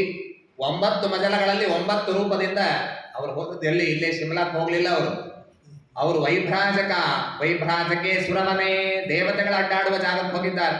ನಂದನ, ಪುಷ್ಪಭದ್ರಕ, ಮಾನಸ ಸರೋವರ ಇಲ್ಲೆಲ್ಲ ಹೋಗಿದ್ದಾರೆ. ಶತಂ ವ್ಯತೀಯು ಶರದಃ, ಇವರು ಹೋದದ್ದು ಎಷ್ಟು ದಿವಸ ರೀ? 100 ವರ್ಷ ಅಡ್ಡಾಡ್ಲಿಕ್ಕೆ ಹೋಗಿದ್ದಾರೆ. ಹೋಗಿ ಬಂದ್ರೆ ಆಗ 9 ಜನ ಹೆಣ್ಣು ಮಕ್ಕಳು ಹುಟ್ಟಿದ್ದಾರೆ. ಆ ದೇವಹೂತಿ ಹೇಳಿದಂತೆ ನಿಮ್ಮಂತಹ ಜ್ಞಾನಿಗಳನ್ನ ಗಂಡನನ್ನಾಗಿ ಪಡೆದು ಏನೋ ಕೇಳಿಬಿಟ್ಟೆ ನಾನು. ಏತಾವತಾಲಂ ಕಾಲೇನ ಹ್ಯತಿಕ್ರಾಂತೇನ ಮೇ ಪ್ರಭೋ, ಕಾಲ ಎಲ್ಲ ಹೊರಟೋಯ್ತು, ವ್ಯರ್ಥ ಆಯಿತು, ಕ್ಷಮ ಮಾಡ್ರಿ. ನಿಮ್ಮಂಥವ್ರು ಸಿಕ್ಕಾಗ ಜ್ಞಾನ ಪಡಿಬೇಕಾಗಿತ್ತು, ಅದನ್ನು ಪಡಿಲೇ ಇಲ್ಲ ಅಂತ. ನಾನು ಮೊದಲೇ ಹೇಳಿದ್ದೆ ಮಕ್ಕಳಾದ್ಮೇಲೆ ನಾನು ಹೋಗ್ತೀನಿ ಅಂತ, ಕಾಡಿಗೆ ಹೋಗ್ತೀನಿ ಅಂತ ಹೊರಟು ನಿಂತರು ಅವರು. ಅವಳು ಹೇಳ್ತಾಳೆ 9 ಜನ ಹೆಣ್ಮಕ್ಕಳು ಹುಟ್ಟಿದ್ದಾರೆ, ಅವರು ಮದುವೆ ಆಗಬೇಕು, ಇನ್ನೂ ಇಷ್ಟೆಲ್ಲ ಹೊಣೆ ಇದೆ, ಬಿಟ್ಟು ಕಾಡಿಗೆ ಹೋದ್ರೆ ಹೇಗೆ ಅಂತ ಕೇಳಿದ್ದಕ್ಕೆ, 1ನೇದ್ದು ತತ್ವಜ್ಞಾನ ಬೇಕು, 2ನೇದ್ದು ಮದುವೆ ಆಗಬೇಕು. ಆ ಕರ್ದಮ ಪ್ರಜಾಪತಿಗಳು ಹೇಳ್ತಾರೆ ಏನು ಚಿಂತೆ ಮಾಡಬೇಡ, ಮಾಖ್ಯದೋ ರಾಜಪುತ್ರೀರ್ಥಂ ಆತ್ಮಾನಂ ಪ್ರತ್ಯನಿಂದಿದೆ ಭಗವಾಂಸ್ತೇಕ್ಷರೋ ಗರ್ಭಂ, ನಿನ್ನ ಗರ್ಭದಲ್ಲಿ ದೇವರಿದ್ದಾನೆ, ಅವನೇ ನಿನಗೆ ಉಪದೇಶ ಮಾಡ್ತಾನೆ, ಚಿಂತೆ ಮಾಡಬೇಡ ಅಂತ ಹೇಳಿದ್ದಾರೆ. ಮುಂದೆ ಆ ಕಪಿಲಾವತಾರ ಆಗಿದೆ. ಕಾರ್ದಮಂ ವೀರ್ಯಮಾಪನ್ನಃ ಜಗ್ನೇಗ್ನಿರಿವ ದಾರುಣಿ, ಆ ಕರ್ದಮ ಪ್ರಜಾಪತಿಗಳಿಂದ ಪರಮಾತ್ಮ ಹುಟ್ಟಿ ಬಂದಿದ್ದಾನೆ. ಅವರಿಗೆ ಯಾವ ತಂದೆ ತಾಯಿ ಬೇಕಾಗಿಲ್ಲ, ಆದರೂ ಕೂಡ ಈ ರೀತಿಯಾಗಿ ವಿಡಂಬನೆಯನ್ನು ಮಾಡಿ ಆ ದೇವಭೂತಿ ಮತ್ತು ಕರ್ದಮರ ಮಗನಾಗಿ ಪರಮಾತ್ಮ ಹುಟ್ಟಿ ಬಂದಿದ್ದಾನೆ. ಮಕ್ಕಳ ಮದುವೆಯನ್ನು ಮಾಡಿಸಿದ್ದಾರೆ. ಮರೀಚಿ ಋಷಿಗಳಿಗೆ ಕಲಾ ಎಂಬ ಮಗಳನ್ನ ಕೊಟ್ಟಿದ್ದಾರೆ. ಅನಸೂಯ ಅತ್ರಿಗೆ ಕೊಟ್ಟಿದ್ದಾರೆ. ಶ್ರದ್ಧೆಯನ್ನ ಅಂಗಿರಸರಿಗೆ ಕೊಟ್ಟಿದ್ದಾರೆ. ಪುಲಸ್ಥರಿಗೆ ಹವಿರ್ಭುಕ್ ಅನ್ನೋಳನ್ನು ಕೊಟ್ಟಿದ್ದಾರೆ. ಪುಲಹರಿಗೆ ಗತಿ ಅಂತನ್ನೋಳನ್ನ, ಕ್ರತು ಅಂತನ್ನೋರಿಗೆ ಕ್ರಿಯಾ ಅನ್ನೋಳನ್ನ, ಖ್ಯಾತಿಂ ಭೃಗು ಋಷಿಗಳಿಗೆ ಕೊಟ್ಟಿದ್ದಾರೆ. ಅರುಂಧತಿಯನ್ನ ವಸಿಷ್ಠರಿಗೆ, ಅಥರ್ವಣೆ ದದಾಚ್ಛಾಂತಿಂ, ಅಥರ್ವಣ ಋಷಿಗಳಿಗೆ ಶಾಂತಿಯನ್ನ, ಹೀಗೆಲ್ಲ ಕೊಟ್ಟು 9 ಜನರ ಮದುವೆಯನ್ನ ಮಾಡಿದ್ದಾರೆ. ಸ್ವಯಂ ವಾಕ್ಯಂ ವ್ರತಂ ಕರ್ತುಂ ಅವತೀರ್ಣೋಸಿ ಮೇ ಗ್ರಹೇ ಚಿಕೀರ್ಷೋರ್ ಭಗವನ್ ಶರ್ಮ ಭಕ್ತಾನಾಂ ಅಭಿವರ್ಧನಃ. ಕರ್ದಮ ಪ್ರಜಾಪತಿಗಳು ಕಾಡಿಗೆ ಹೋಗ್ತಾರೆ. ಇತ್ತ ದೇವಭೂತಿಗೆ ಕಪಿಲ ಪರಮಾತ್ಮನ ಸ್ತೋತ್ರವನ್ನು ಮಾಡಿ, ಸ್ವಾಮಿ ನೀನು ನನ್ನ ಮಗ ಅಲ್ಲ, ನೀನು ಸರ್ವೋತ್ತಮನಾದ ದೇವರು ಅಂತ ನನಗೆ ಗೊತ್ತಿದೆ, ನನಗೆ ತತ್ವದ ಉಪದೇಶವನ್ನು ಮಾಡು ಅಂತ ಹೇಳಿದಾಗ ಬಹಳ ವಿಸ್ತಾರವಾಗಿ ಯೋಗ ಆಧ್ಯಾತ್ಮಿಕ ಪುಂಸಾಂ ಮತೋ ನಿಶ್ಚಯ ಸಾಯಮೇ, ಆಧ್ಯಾತ್ಮಿಕ ಯೋಗದ ಅನುಷ್ಠಾನ ಯಾವ ರೀತಿಯಾಗಿ ಮಾಡಬೇಕು. ಮನಃ ಕಲ್ವಸ್ಯ ಬಂಧಾಯ ಮುಕ್ತಯೇ ಚಾತ್ಮನೋಮತಂ, ಒಂದೇ ಸಾಧನೆ ಇದೆ ಮೋಕ್ಷಕ್ಕೆ. ಅದು ಯಾವುದು ಅಂದರೆ ಮನಸ್ಸು. ಚಾಕು ಇರ್ತದೆ, ಹೇಗೆ ಬೇಕಾದರೂ ಬಳಸ್ಬೋದು. ಅದನ್ನು ತೆಗೆದುಕೊಂಡು ರೋಗಿಯ ಸರ್ಜರಿ ಮಾಡಿ ಅವನನ್ನು ಉಳಿಸ್ಲಿಕ್ಕೂ ಬಳಸ್ಬಹುದು, ಚೆನ್ನಾಗಿರೋನ ಹೊಟ್ಟೆಯಲ್ಲಿ ಹಾಕಿ ಕೊಲ್ಲಿಕ್ಕೂ ಬಳಸ್ಬಹುದು. ಹಾಗೆ ಮನಸ್ಸು ಇದನ್ನು ಚೆನ್ನಾಗಿ ಬಳಸಿದ್ರೆ ಮೋಕ್ಷ ಆಗತ್ತೆ. ಇಲ್ಲ ಅಂದರೆ ನಾವು ಸಂಸಾರದಲ್ಲಿ ಬೀಳ್ತಾ ಇದ್ದೇವೆ. ಈ ಸಂಘ ಬೇರೆಯವರಲ್ಲಿ ಮಾಡಬಾರದು, ಸಜ್ಜನರ ಸಂಘವನ್ನು ಅವಶ್ಯವಾಗಿ ಮಾಡಬೇಕು. ದೇವರನ್ನ ನಾವು ನೆನೆಸಬೇಕು. ಮತಾಶ್ರಯ ಕಥಾ ಹೃಷ್ಟಾ ಶೃಣ್ವಂತಿ ಕಥೆಯಂತಿ ಚ. ನನ್ನ ಭಕ್ತರು ಹೇಗಿರ್ತಾರೆ ಅಂದ್ರೆ ಆನಂದದಿಂದ ನನ್ನ ಕಥೆಯನ್ನು ಕೇಳ್ತಾರೆ, ಇನ್ನೊಬ್ಬರಿಗೆ ನನ್ನ ಬಗ್ಗೆ ಹೇಳ್ತಾರೆ. ಸತಾಂ ಪ್ರಸಂಗಾತ್ ಮಮ ವೀರ್ಯ ಸಂಪದೋ ಭವಂತಿ ಹೃತ್ಕರ್ಣ ರಸಾಯನ ಕಥಾ ತಜ್ಜೋಷಣಾದಾಶ್ವಪವರ್ಗವರ್ತ್ಮನಿ ಶ್ರದ್ಧಾವತಿ ಭಕ್ತಿರನುಕ್ರಮಿಷ್ಯತಿ. ನನ್ನ ಕಥೆಯನ್ನು ಕೇಳ್ತಾ ಕೇಳ್ತಾ ಇರುವಂತೆ ಭಕ್ತಿ ಮನುಷ್ಯನಲ್ಲಿ ಮನೆ ಮಾಡುತ್ತದೆ. ಕೂಡಲೇ ಭಕ್ತಿ ಬರೋದಿಲ್ಲ, ಜನ್ಮ ಜನ್ಮಾಂತರದ ರೂಢಿ ಬೇಕಾಗ್ತದೆ, ಆಗ ಮಾತ್ರ ಭಕ್ತಿ ಇದು ಬರ್ತದೆ. ತತ್ವಗಳ ಲಕ್ಷಣವನ್ನ ಪರಮಾತ್ಮ ತಿಳಿಸ್ತಾನೆ. ಜೀವಯವನು ಯಾವಾಗಲೂ ನಿತ್ಯನಾಗಿದ್ದಾನೆ. ಪಂಚಭೇದಗಳಿದೆ, ಪಂಚಭೇದ ಬ್ರಹ್ಮ. 24 ತತ್ವಗಳ ಬಗ್ಗೆ ವಿಶೇಷವಾಗಿ ಪರಮಾತ್ಮ ತಿಳಿಸಿಕೊಟ್ಟಿದ್ದಾನೆ. ಅಲ್ಲಿ ಹೇಳುವಾಗ ಪರಮಾತ್ಮ ಅಂತಾನೆ, ಸ್ವಧರ್ಮಾಚರಣಂ ಶಕ್ಯ ವಿಧರ್ಮಾಚ ನಿವರ್ತನಂ. ನಮ್ಮ ಧರ್ಮವನ್ನ ಅತ್ಯಂತ ಪ್ರಯತ್ನಪೂರ್ವಕವಾಗಿ ಆಚರಣೆ ಮಾಡಬೇಕು, ಅಧರ್ಮದಿಂದ ನಿವೃತ್ತರಾಗಬೇಕು. ದೈವಾಲ್ಲಬ್ಧೇನ ಸಂತೋಷ. ಎಷ್ಟು ದೇವರು ಕೊಟ್ಟಿದ್ದಾನೋ ಅದರಲ್ಲಿ ಸಂತೋಷದಿಂದ ಇರೋದನ್ನು ಕಲಿಬೇಕು. ಇನ್ನೂ ಹೆಚ್ಚಬೇಕು, ಇನ್ನೂ ಹೆಚ್ಚಬೇಕು ಅಂತ ಅನ್ನೋದಕ್ಕೆ ಮಿತಿಯೇ ಇರೋದಿಲ್ಲ. ಅಹಿಂಸಾ, ಸತ್ಯ, ಅಸ್ತೇಯ, ಯಾವದರ್ಥ ಪರಿಗ್ರಹ. ಎಷ್ಟು ಬೇಕೋ ಅಷ್ಟೇ ತಗೋಬೇಕು. ಇನ್ನೊಬ್ಬರು ಕೊಡ್ತಾ ಇದ್ದಾರೆ, ಪುಕ್ಕಟ್ಟು ಸಿಗ್ತಾ ಇದೆ ಅಂತ ಹೇಳಿ ಎಲ್ಲ ತಗೊಳ್ಳೋದಲ್ಲ. ಎಷ್ಟರ ಅವಶ್ಯಕತೆ ಇದೆ ಅಷ್ಟರಲ್ಲಿ ನಾನು ಇರಬೇಕು. ಈ ರೀತಿಯಾಗೆಲ್ಲ ಅನೇಕ ಮಾತುಗಳನ್ನ ಹೇಳಿ ನಾವು ಪ್ರಾತಸ್ಮರಣ ಅಂತ ಏನ್ ಮಾಡ್ತೀವಿ ನೋಡ್ರಿ, ಅದು ಕರ್ದಮ ಈ ಪರಮಾತ್ಮನೇ ಕಪಿಲ ರೂಪಿಯಾದ ಪರಮಾತ್ಮ ಹೇಳಿದಂತಹದ್ದು. ಕಪಿಲ ಸುಳಾದಿಯನ್ನು ನೀವು ಅವಶ್ಯವಾಗಿ ಕೇಳಿರ್ತೀರಿ. ಬೆಳಗ್ಗೆ ಎದ್ದು ಕೂಡಲೇ ಬೆಳಗಿನ ಜಾವದಲ್ಲಿ ಕಪಿಲ ಅಂತ ಅವನ ಪರಮಾತ್ಮನ ಸ್ಮರಣೆಯನ್ನು ಮಾಡ್ಬೇಕು. ಅಜ್ಞಾನ ಎಲ್ಲ ಹೋಗಿ ಜ್ಞಾನ ನಮಗೆ ಬರ್ತದೆ. ಸಂಚಿಂತಯೇತ್ ಭಗವತಶ್ಚರಣಾರವಿಂದಂ ವಜ್ರ ಅಂಕುಶಧ್ವಜ ಸರೋರು ಹಲಾಂಚನಾಢ್ಯಂ ಉತ್ತುಂಗರಕ್ತ ವಿಲಸನ್ನ ಖಚಕ್ರಮಾಲ ಜ್ಯೋತ್ಸ್ನಾಭಿರಾಹತ ಮಹಧೃದಯಾಂಧಕಾರಂ. ಪರಮಾತ್ಮನ ಪಾದ ಕಮಲಗಳನ್ನು ಚಿಂತನೆ ಮಾಡಬೇಕು. ಒಂದೊಂದು ಅವಯವನ್ನೆಲ್ಲ ಚಿಂತನವನ್ನು ಮಾಡೋದಕ್ಕೆ ಹೇಳಿದ್ದಾರೆ. ಪರಮಾತ್ಮನ ಪಾದ ಯಾವ ಪಾದದ ಧ್ವಜವಜ್ರಾಂಕುಶ ಚಿಹ್ನಗಳಿಂದ ಚಿಹ್ನಿತವಾಗಿದೆ, ಅಂತಹ ಶ್ರೇಷ್ಠವಾದ ಸಚ್ಚಿದಾನಂದಾತ್ಮಕವಾದಂತಹ ಪರಮಾತ್ಮನ ಪಾದ. ಊರು, ನಾಭಿ, ವಕ್ಷಸ್ಥಲ, ಕಂಠ ಇವುಗಳನ್ನೆಲ್ಲ ಹೇಳಿದ್ದಾರೆ. ಹರೇ ಅವನತಾಖಿಲ ಲೋಕಶೋಕ ಲೋಕತೀವ್ರ ಶೋಕಾಶ್ರು ಸಾಗರ ವಿಶೋಷಣಮತ್ಯುದಾನಂ ಸಮ್ಮೋಹನಾಯ ರಚಿತಂ ನಿಜಮಾಯಾಸ್ಯ ಭೂಮಂಡಲಂ ಮನುಸುತೆ ಮಕರಧ್ವಜಸ್ಯ. ದೇವರನ್ನು ನೆನೆಸುವಾಗ ಬಹಳ ಕರಾಳವಾದ ಸಿಟ್ಟಿಗೆದ್ದು ನರಸಿಂಹದೇವರನ್ನು ನೆನೆಸಬಾರದು, ಮುಗುಳ್ನಗ್ತಾ ಇರುವ ದೇವರನ್ನು ನೆನೆಸ್ಬೇಕಂತ. ಆ ದೇವರ ಮುಗುಳ್ನಗು ನಮ್ಗೆ ಏನ್ ಮಾಡ್ತದೆ ಅಂದ್ರೆ ನಮ್ಮ ಎಲ್ಲ ಶೋಕಾಶ್ರು ಶೋಷಣ, ನಮ್ಮದೇನು ಶೋಕದ ಸಮುದ್ರ ಇದೆ ಅದನ್ನೆಲ್ಲ ಒಣಗಿಸಿ ಹಾಕ್ತದೆ. ಅಂತಹ ಪರಮಾತ್ಮನ ಮುಗುಳ್ನಗೆ ಇದೆ ಅಂತ ಹೇಳ್ತಾರೆ. ಭಕ್ತಿ ಯೋಗದ ಬಗ್ಗೆ ಹೇಳ್ತಾರೆ. ಅಭಿಸಂಧಾಯೋ ಹಿಂಸಾಂ ದಂಭಾಂ ಮಾತ್ಸರ್ಯಮೇವ. ಯಾವುದು ಸಾತ್ವಿಕ, ಯಾವುದು ರಾಜಸ, ಯಾವುದು ತಾಮಸ. ಒಂದು ಯಾವುದೋ ಕೆಲಸ ಮಾಡುವಾಗ ನನಗೆ ಹೆಸರು ಬರಬೇಕು, ಇಂಥ ಭಾಗವತ ಉಪನ್ಯಾಸವನ್ನು ನಾನು ಹೇಳಿಸಿದೆ, ಇಷ್ಟೆಲ್ಲ ಜನರಿಗೆ ಊಟಕ್ಕೆ ಹಾಕಿದೆ, ಇದು ಫೇಸ್ಬುಕ್ ಮೇಲೆ ಫೋಟೋ ಬರಬೇಕು ನಂದು ಅನ್ನೋ ಸಲುವಾಗಿಯೇ ಮಾಡೋದಾಗಿತ್ತು ಅಂದ್ರೆ ಅದು ತಾಮಸ ಕರ್ಮ. ಇನ್ನೊಂದು ವಿಷಯಾನಭಿಸಂಧಾಯ ಯಶ ಐಶ್ವರ್ಯಮೇವ. ಇನ್ನಷ್ಟು ಹಣ ಬರಲಿ, ಕೀರ್ತಿ ಬರಲಿ ಅನ್ನೋದಕ್ಕಾಗಿ ಮಾಡಿದರೆ ಅದು ರಾಜಸವಾದದ್ದು. ಕರ್ಮ ನಿರ್ಹಾರ ಮುದ್ದಿಶ್ಯ. ಪ್ರಾರಬ್ಧ ಕರ್ಮ ಬಹಳ ಇದೆ, ಪಾಪ ಬಹಳ ಇದೆ, ಇದೆಲ್ಲ ಕಳೆದು ದೇವರ ಪ್ರೀತನಾಗಲಿ ಅಂತ ಮಾಡಿದರೆ ಅದಕ್ಕೆ ಸಾತ್ವಿಕ ಕರ್ಮ ಅಂತ ಕರೀತಾ ಇದ್ದಾರೆ. ಆಮೇಲೆ ಜೀವ ಹುಟ್ಟುವಾಗ ಎಷ್ಟೆಲ್ಲ ತೊಂದರೆ ಇದೆ ಅಂತ ಅನ್ನೋದನ್ನು ಬಹಳ ವಿಶೇಷವಾಗಿ ಹೇಳಿದ್ದಾನೆ ಕಪಿಲರೂಪಿಯಾದಂತಹ ಭಗವಂತ. ಆದರೆ ಮನುಷ್ಯ ಹೇಗಿದ್ದಾನೆ ಅಂತಂದ್ರೆ ಯಾವುದೇ ಯೋನಿಯಲ್ಲಿರಲಿ ಅಲ್ಲಿ ಅಡ್ಜಸ್ಟ್ ಆಗಿಬಿಡ್ತಾನೆ. ಅಲ್ಲಿ ಹೇಳುವಾಗ ಕಪಿಲ ಪರಮಾತ್ಮ ಅಂತಾನೆ, ನರಕದಲ್ಲಿರೋ ವ್ಯಕ್ತಿಗೆ ಹೋಗಿ ಕೇಳಿದ್ರೆ ಬರ್ತೀಯನೋ, ಬೇರೆ ಕಡೆ ಕರ್ಕೊಂಡು ಹೋಗ್ತೀನಿ, ಅಲ್ಲೆಲ್ಲ ಸುಖ ಇರ್ತದೆ, ಸ್ವರ್ಗಕ್ಕೆ ಕರ್ಕೊಂಡು ಹೋಗ್ತೀನಿ ಅಂತಂದ್ರೆ ಇಲ್ಲ, ಇದೇ ದೇಹ ಇರಲಿ, ಇಲ್ಲಿ ಅಡ್ಜಸ್ಟ್ ಆಗೋಗಿದೆ ಅಂತಂತಾನೆ. ಆ ರೀತಿಯಾಗಿದೆ. ಜಂತುರು ವೈಭವ ಏತಸ್ಮಿನ್ ನ್ಯಾಯಾಮ್ಯೋನಿಂ ಉಪಾವ್ರಜೆ ತಸ್ಯಾಂ ಸಲಭತೆ ನಿರ್ವೃತ್ತಿಂ ನ ವಿಸಜ್ಜತೆ. ಅಲ್ಲೇ ಚೆನ್ನಾಗಿದೆ ಅಂತಂತಾನೆ. ಹಾಗಾಗಬಾರದು, ನಮಗೆ ವೈರಾಗ್ಯ ಅಂತ ಅನ್ನೋದು ಬರಬೇಕು ಅಂತ ತಿಳಿಸಿದ್ದಾರೆ. ಈ ಗರ್ಭದಲ್ಲಿ ಇರ್ತಾ ಇರುವಾಗ ಎಷ್ಟು ಅಲ್ಪವಾದ ಸ್ಥಳ, ಕತ್ತಲೆ, ಕ್ರಿಮಿಕೀಟಗಳು, ಕೈ ಅಡ್ಡಾಡಿಸ್ಲಿಕ್ಕೆ ಆಗೋದಿಲ್ಲ, ಮೈ ತುರಿಕೆ ಬರ್ತಿರ್ತದೆ, ಆದರೆ ಏನು ಮಾಡ್ಲಿಕ್ಕೆ ಬರೋದಿಲ್ಲ. ಇಂಥ ತಲೆ ಕೆಳಗೆ ತಲೆಯೂ ಬಗ್ಗಿರ್ತದೆ, ಕಾಲು ಮಡಿತಿರ್ತದೆ. ಇಂಥ ಅವಸ್ಥೆಯಲ್ಲಿ ಮನುಷ್ಯ ತಾನಿರ್ತಾನೆ. ಒಂದೊಂದು ದಿವಸದಲ್ಲಿ ಏನೇನು ಹೆಸರು ಅಂತನ್ನೆಲ್ಲ ತಿಳಿಸಿದ್ದಾರೆ.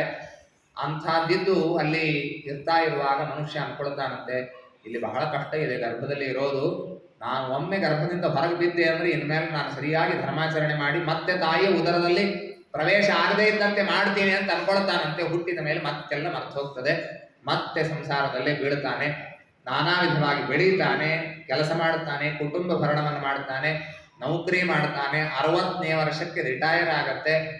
ಆಮೇಲೆ ಹೆಂಡತಿ ಬಹಳ ಕೇರ್ ಮಾಡುವುದಿಲ್ಲ. ಮೊದಲು ಕಾಫಿ ಟೇಬಲ್ಗೆ ಬರ್ತಿತ್ತು, ಈಗ ನೀವೇ ಬಂದು ತಗೊಳ್ರಿ ಅಂತಂತಾರೆ. ಆಮೇಲೆ ನಿಧಾನವಾಗಿ ಅಡ್ಡಾಡೋದು ಕಡಿಮೆ ಆಗ್ತದೆ, ವಾಕಿಂಗ್ ಹೋಗೋದು 70, 75, 80 ವರ್ಷಕ್ಕೆ ಕಡಿಮೆ ಆಗ್ಲಿಕ್ಕೆ ಶುರು ಆಗ್ತದೆ.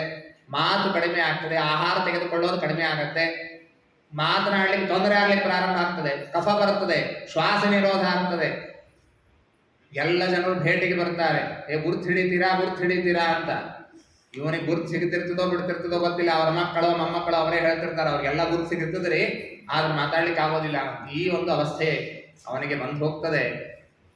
ಇಡೀ ಜೀವನ ಮನುಷ್ಯ ಎದರಲ್ಲಿ ತೆಗಿತಾನೆ ಅಂದ್ರೆ ಕುಟುಂಬ ಭರಣೆ ಮಾಡುವುದರಲ್ಲೇ ತೆಗಿತಾನೆ, ಅದರಲ್ಲೂ ಮನೆ ಯಜಮಾನ. ಅವನು ಈಗಿನ ಕಾಲಕ್ಕೆ ಹೆಣ್ಣು ಗಂಡು ಅಂತ ಹೇಳೋದು ಕಷ್ಟ, ಇರ್ಲಿ ಗಂಡು ಅಂತ ಸುಮ್ಮನೆ ಇಟ್ಕೊಂಡು ಹೋಗೋಣ. ಅವರು ಕುಟುಂಬ ಭರಣದಲ್ಲಿ ಮಾಡೋದರಲ್ಲೇ ನಾವು ಆಸಕ್ತರಾಗಿ ಬಿಡ್ತಾರೆ. ನಾನು ಧರ್ಮ ಮಾಡ್ತಾ ಇದ್ದೇನಾ, ನಾನು ಸನ್ಮಾರ್ಗದಲ್ಲಿ ತೊಡಗಿದ್ದೀನಾ ಅಂತನ್ನೋ ವಿಚಾರ ಅವರಿಗೆ ಪ್ರಾಯಶಃ ಕಡಿಮೆ ಬರ್ತದೆ. ನಮ್ಮ ಮನೆಯ ಮಗಳಿಗಿರುವಂಥವರ ಮಗ ಇಂಥ ಕಾಲೇಜಿಗೆ 50,000 ರೂಪಾಯಿ ಕೊಟ್ಟು ಹೋಗಿದ್ದಾನೆ, ನಮ್ಮ ಮಗನು ಅಲ್ಲಿಗೆ ಹೋಗಬೇಕು, ನನಗೆ ಆಗ್ತದೋ ಬಿಡ್ತದೋ ಗೊತ್ತಿಲ್ಲ, ಅದು ಧರ್ಮದಿಂದಲೋ ಅಧರ್ಮದಿಂದಲೋ 50,000 ರೂಪಾಯಿ ತರಬೇಕು. ಈ ನಿಟ್ಟಿನಲ್ಲಿ ಏನೇ ಮನುಷ್ಯ ಹೊರಡ್ತಾ ಹೋಗ್ತಾನೆ, ಆ ಎಲ್ಲ ಪುಣ್ಯ ಪಾಪಗಳು ಇವನಿಗೆ ಸೇರ್ತಾ ಹೋಗುತ್ತೆ. ಹೀಗಾಗಿ ಏವಂ ಕುಟುಂಬಂ ಬಿಭ್ರಾಣ ಉದರಂ ಭರ ಏವವ ಏಕ ಪ್ರಪತ್ಯದೆ ಧ್ವಾನಂ ಹಿತ್ತೇಹ ಸ್ವಕಲೇವರಂ. ಹೋಗುವಾಗ ಯಾರು ಜೊತೆಗೆ ಬರುವುದಿಲ್ಲ, ಇವನ ಕರ್ಮ ಮುಗಿಯಿತು, ಎಳ್ಕೊಂಡು ಹೋಗ್ತಾರೆ. ಅಧರ್ಮದಿಂದ 50,000 ರೂಪಾಯಿ ಗಳಿಸಿದೆಲ್ಲ ಬಾಯಿಲಿ ಅಂತ ನರಕಕ್ಕೆ ಇವನನ್ನ ಕರೆದುಕೊಂಡು ಹೋಗ್ತಾರೆ ಇತ್ಯಾದಿಯಾಗಿ ತಿಳಿಸಿಕೊಟ್ಟಿದ್ದಾರೆ. ಹೀಗೆ ತಾನು ಸಂಸಾರದಲ್ಲೇ ಬಿದ್ದು ಒದ್ದಾಡುತ್ತಾನೆ, ನಿಜವಾಗಿ ಭಗವಂತನನ್ನು ತಿಳಿಯಬೇಕು ಅಂತ ಇತ್ಯಾದಿ ಆದಂತಹ ಬಹಳ ವಿಶೇಷವಾದ ಉಪದೇಶಗಳನ್ನ ಕಪಿಲರೂಪಿ ಪರಮಾತ್ಮ ಮಾಡಿದ್ದಾನೆ. ದೇವಭೂತಿ ಹೇಳ್ತಾಳೆ, ಸತ್ವಂ ಭೃತೋ ಮೇ ಜಠರೇಣ ನಾಥ ಕಥನ್ನು ಯಸ್ಯೋದರಯೇತದಾಸಿ ವಿಶ್ವಂ ಯುಗಾಂತೆ ವಡಪತ್ರೇ ಕಶೇತೆ ಸ್ಮಮಾಯ ಶಿಶುರಂಧ್ರಿಪಾನಃ. ಎಲ್ಲರೂ ಹೇಳ್ತಾರೆ ನೀನು ನನ್ನ ಹೊಟ್ಟೆಯಿಂದ ಹುಟ್ಟಿದಿ ಅಂತ, ಆದ್ರೆ ಯಾರ ಹೊಟ್ಟೆಯಲ್ಲಿ ಇಡೀ ಜಗತ್ತಿದೆ ನಾನು ಇದ್ದೀನಿ ಅಂಥವನ್ ನೀ ನನ್ನ ಹೊಟ್ಟೆಯಿಂದ ಹುಟ್ಟಿದ್ದು ಸುಳ್ಳು ಅಂತಂತಾಳೆ. ವಿಶ್ವಂ ಯುಗಾಂತೆ ವಟಪತ್ರೇ ಕಹ. ಪ್ರಳಯ ಕಾಲದಲ್ಲಿ ಇಡೀ ಜಗತ್ತನ್ನು ನೀನು ಹೊಟ್ಟೆ ಒಳಗೆ ಹಾಕೊಂಡು ವಟಪತ್ರಶಾಹಿಯಾಗಿ ಪರಮಾತ್ಮ ನೀನು ಮಲಗಿರ್ತಿ ಅಂತ ಅವನ ಸ್ತೋತ್ರವನ್ನ ಮಾಡಿ ವಂದೇ ವಿಷ್ಣುಂ ಕಪಿಲಂ ವೇದ ಗರ್ಭಂ, ಸ್ವಾಮಿ ನಿನಗೆ ನಮಸ್ಕಾರ ಅಂತ ಹೇಳಿದ್ದಾಳೆ ದೇವಭೂತಿ ದೇವಿ. ನಮಗೆ ದೇವರ ಸಾಮೀಪ್ಯ ಸಿಗಬೇಕು ನಿಜ, ಆದರೆ ದೇವರಲ್ಲಿ ಗೌರವ ಆದರಗಳು ಕಡಿಮೆ ಆಗದಿದ್ದಂತೆ ಸಿಗಬೇಕು. ಪ್ರಾಯಶಃ ನಮ್ಮ ಸುತ್ತಮುತ್ತಲೇ ಹೀಗಿರ್ತಾರೆ, ನಮಗಿಂತ ವಯಸ್ಸಿನಲ್ಲಿ ಸಣ್ಣವರು ಆದರೆ ಮಹಾಗುಣವಂತರು ಇರ್ತಾರೆ. ನಮಗೆ ಬಗ್ಲಿಕ್ಕೆ ಮನಸ್ಸಾಗೋದಿಲ್ಲ, ಯಾಕೆ ನಮ್ಮೊಂದು ಸಣ್ಣ ಹುಡುಗರಿ ಅವನು ಅಂತಂತೇವೆ. ಮಗನಾಗಿ ಹುಟ್ಟಿದ್ದಾನೆ ಪರಮಾತ್ಮ. ದೇವಭೂತಿ ದೇವಿಗೆ ಹೇಗಿರಬೇಕಾಗಿದೆ, ಬಾರೋ ಇಲ್ಲಿ ಕೆಲಸ ಮಾಡು ಅಂತ ಅನ್ಬೇಕು ನಿಜವಾಗಿ ಅವಳು. ಆದರೆ ಅವನ ಗುಣವಂತಿಕೆ, ಅವನ ಮಹತ್ವ, ಅವನ ಉದಾತ್ತವಾದಂತಹ ಸ್ಥಾನ ಅದನ್ನು ತಿಳಿದ ದೇವಭೂತಿ ಮಗನಿಗೆ ನಮಸ್ಕಾರ ಮಾಡಿದ್ದಾಳೆ. ವಂದೇ ವಿಷ್ಣುಂ ಕಪಿಲಂ ವೇದ ಗರ್ಭಂ ಅಂತ ಹೇಳಿ ಪರಮಾತ್ಮನಿಗೆ ನಮಸ್ಕಾರವನ್ನು ಮಾಡಿದ್ದಾಳೆ. ಮನಂ ಪ್ರವರಿಸಿದೆ ಪತ್ಯವು ಅಪತ್ಯ ವಿರಹಾತುರ. ಗಂಡ ಬಿಟ್ಟಿದ್ದಾನೆ, ಕರ್ದಮ ಋಷಿಗಳು, ಇತ್ತ ಮಕ್ಕಳು ಬಿಟ್ಟು ಹೋಗಿದ್ದಾರೆ. ತಮೇವ ಧ್ಯಾಯತಿದೆ, ಪರಮಾತ್ಮ ತಾನು ಉಪದೇಶ ಮಾಡಿ ಹೊರಟು ಹೋಗ್ತಾನೆ. ಆ ಪರಮಾತ್ಮನನ್ನೇ ಧ್ಯಾನ ಮಾಡ್ತಾ ಭಕ್ತಿಯನ್ನ ಮಾಡ್ತಾ ಭಕ್ತಿ ಪ್ರವಾಹ ಯೋಗೇನ ವೈರಾಗ್ಯೇಣ ಬಲಿಯಸ ಬಹಳ ವಿಶಿಷ್ಟವಾದ ಭಕ್ತಿಯನ್ನ ಮಾಡಿ ತನ್ನ ದೇಹವನ್ನು ಬಿಟ್ಟಿದ್ದಾಳಂತೆ. ಸಿದ್ಧ ಅಂತನ್ನುವಂತಹ ಒಂದು ನದಿಯಾಗಿ ಹರಿದಿದ್ದಾಳೆ. ಅವಳು ಇರುವಂತಹ ಊರಿಗೇನೆ ಸಿದ್ಧಪುರಿ ಅಂತ ಇವತ್ತಿಗೂ ಕೂಡ ಮಾತೃಕಯ ಏನಿದೆ ಇದು ಸಿದ್ಧಪುರಿ ಅಂತ ಕರೆಸಿಕೊಳ್ಳುತ್ತದೆ. ಸೋತಸಾಂ ಪ್ರವರ ಸೌಮ್ಯ ಸಿದ್ಧಿದ ಸಿದ್ಧಿ ಸೇವಿತಾ. ಅಲ್ಲಿ ಸ್ನಾನ ಜಪ ದಾನ ಮಾಡುವವರಿಗೆ ಸಿದ್ಧಿಯನ್ನು ಕೊಡುವ ಮಹಾಜ್ಞಾನಿಗಳಿಂದ ಸೇವಿತವಾದಂತಹ ನದಿಯಾಗಿ ಹರಿದಿದ್ದಾಳೆ. ಕಪಿಲರೂಪಿಯಾದ ಭಗವಂತನು ಕೂಡ ಮಾತರಂ ಸಮನುಜ್ಞಾಪ್ಯ, ತಾಯಿಯನ್ನು ಬಿಟ್ಟು ಪ್ರಾಹುದೀಚೀಂತಿ ಶಮ್ಯಯೋ, ಅವನು ಈಶಾನ್ಯ ದಿಕ್ಕಿಗೆ ಪರಮಾತ್ಮ ಹೊರಟು ಹೋಗಿದ್ದಾನೆ. ಯೈದಮನು ಶೃಣೋತಿಯೋ ಭಿದತ್ತೆ ಕಪಿಲ ಮುನೇರ್ಮತಮಾತ್ಮ ಯೋಗ ಗುಹ್ಯಂ ಭಗವತಿ ಕೃತಧಿ ಸುಪರ್ಣಕೇತವು ಉಪರಭತೆ ಭಗವತ್ ಪದಾರವಿಂದಂ. ಈ ಕಪಿಲ ಪರಮಾತ್ಮನ ಆಖ್ಯಾನವನ್ನು ಕೇಳುವವರಿಗೆ ಭಗವಂತನ ಪಾದಾರವಿಂದವೇ ಸಿಗುತ್ತದೆ ಎಂಬುದಾಗಿ ಈ ರೀತಿಯಾಗಿ ತೃತೀಯ ಸ್ಕಂದವನ್ನ ಮುಕ್ತಾಯ ಮಾಡ್ತಾ ಇದ್ದಾರೆ. ಚತುರ್ಥ ಸ್ಕಂದದಲ್ಲಿ ಬರುವಂತಹ ಮತ್ತೆ ಕಥೆಗಳನ್ನ ನಾಳಿನ ದಿವಸ ಕೇಳೋಣ ಅಂತ ಹೇಳ್ತಾ ಇಂದಿನ ಈ ಸೇವೆಯನ್ನ ಅಸ್ಮದ್ ಗುರುವಂತರ್ಗತ ಭಾರತೀಯ ರಮಣ ಮುಖ್ಯ ಪ್ರಾಣ ಅಂತರ್ಗತ ಭಗವಂತನಲ್ಲಿ ಸಮರ್ಪಣೆಯನ್ನು ಮಾಡೋಣ. ಶ್ರೀಕೃಷ್ಣ ಅರ್ಪಣಮಸ್ತು. ನಾಹಂ ಕರ್ತ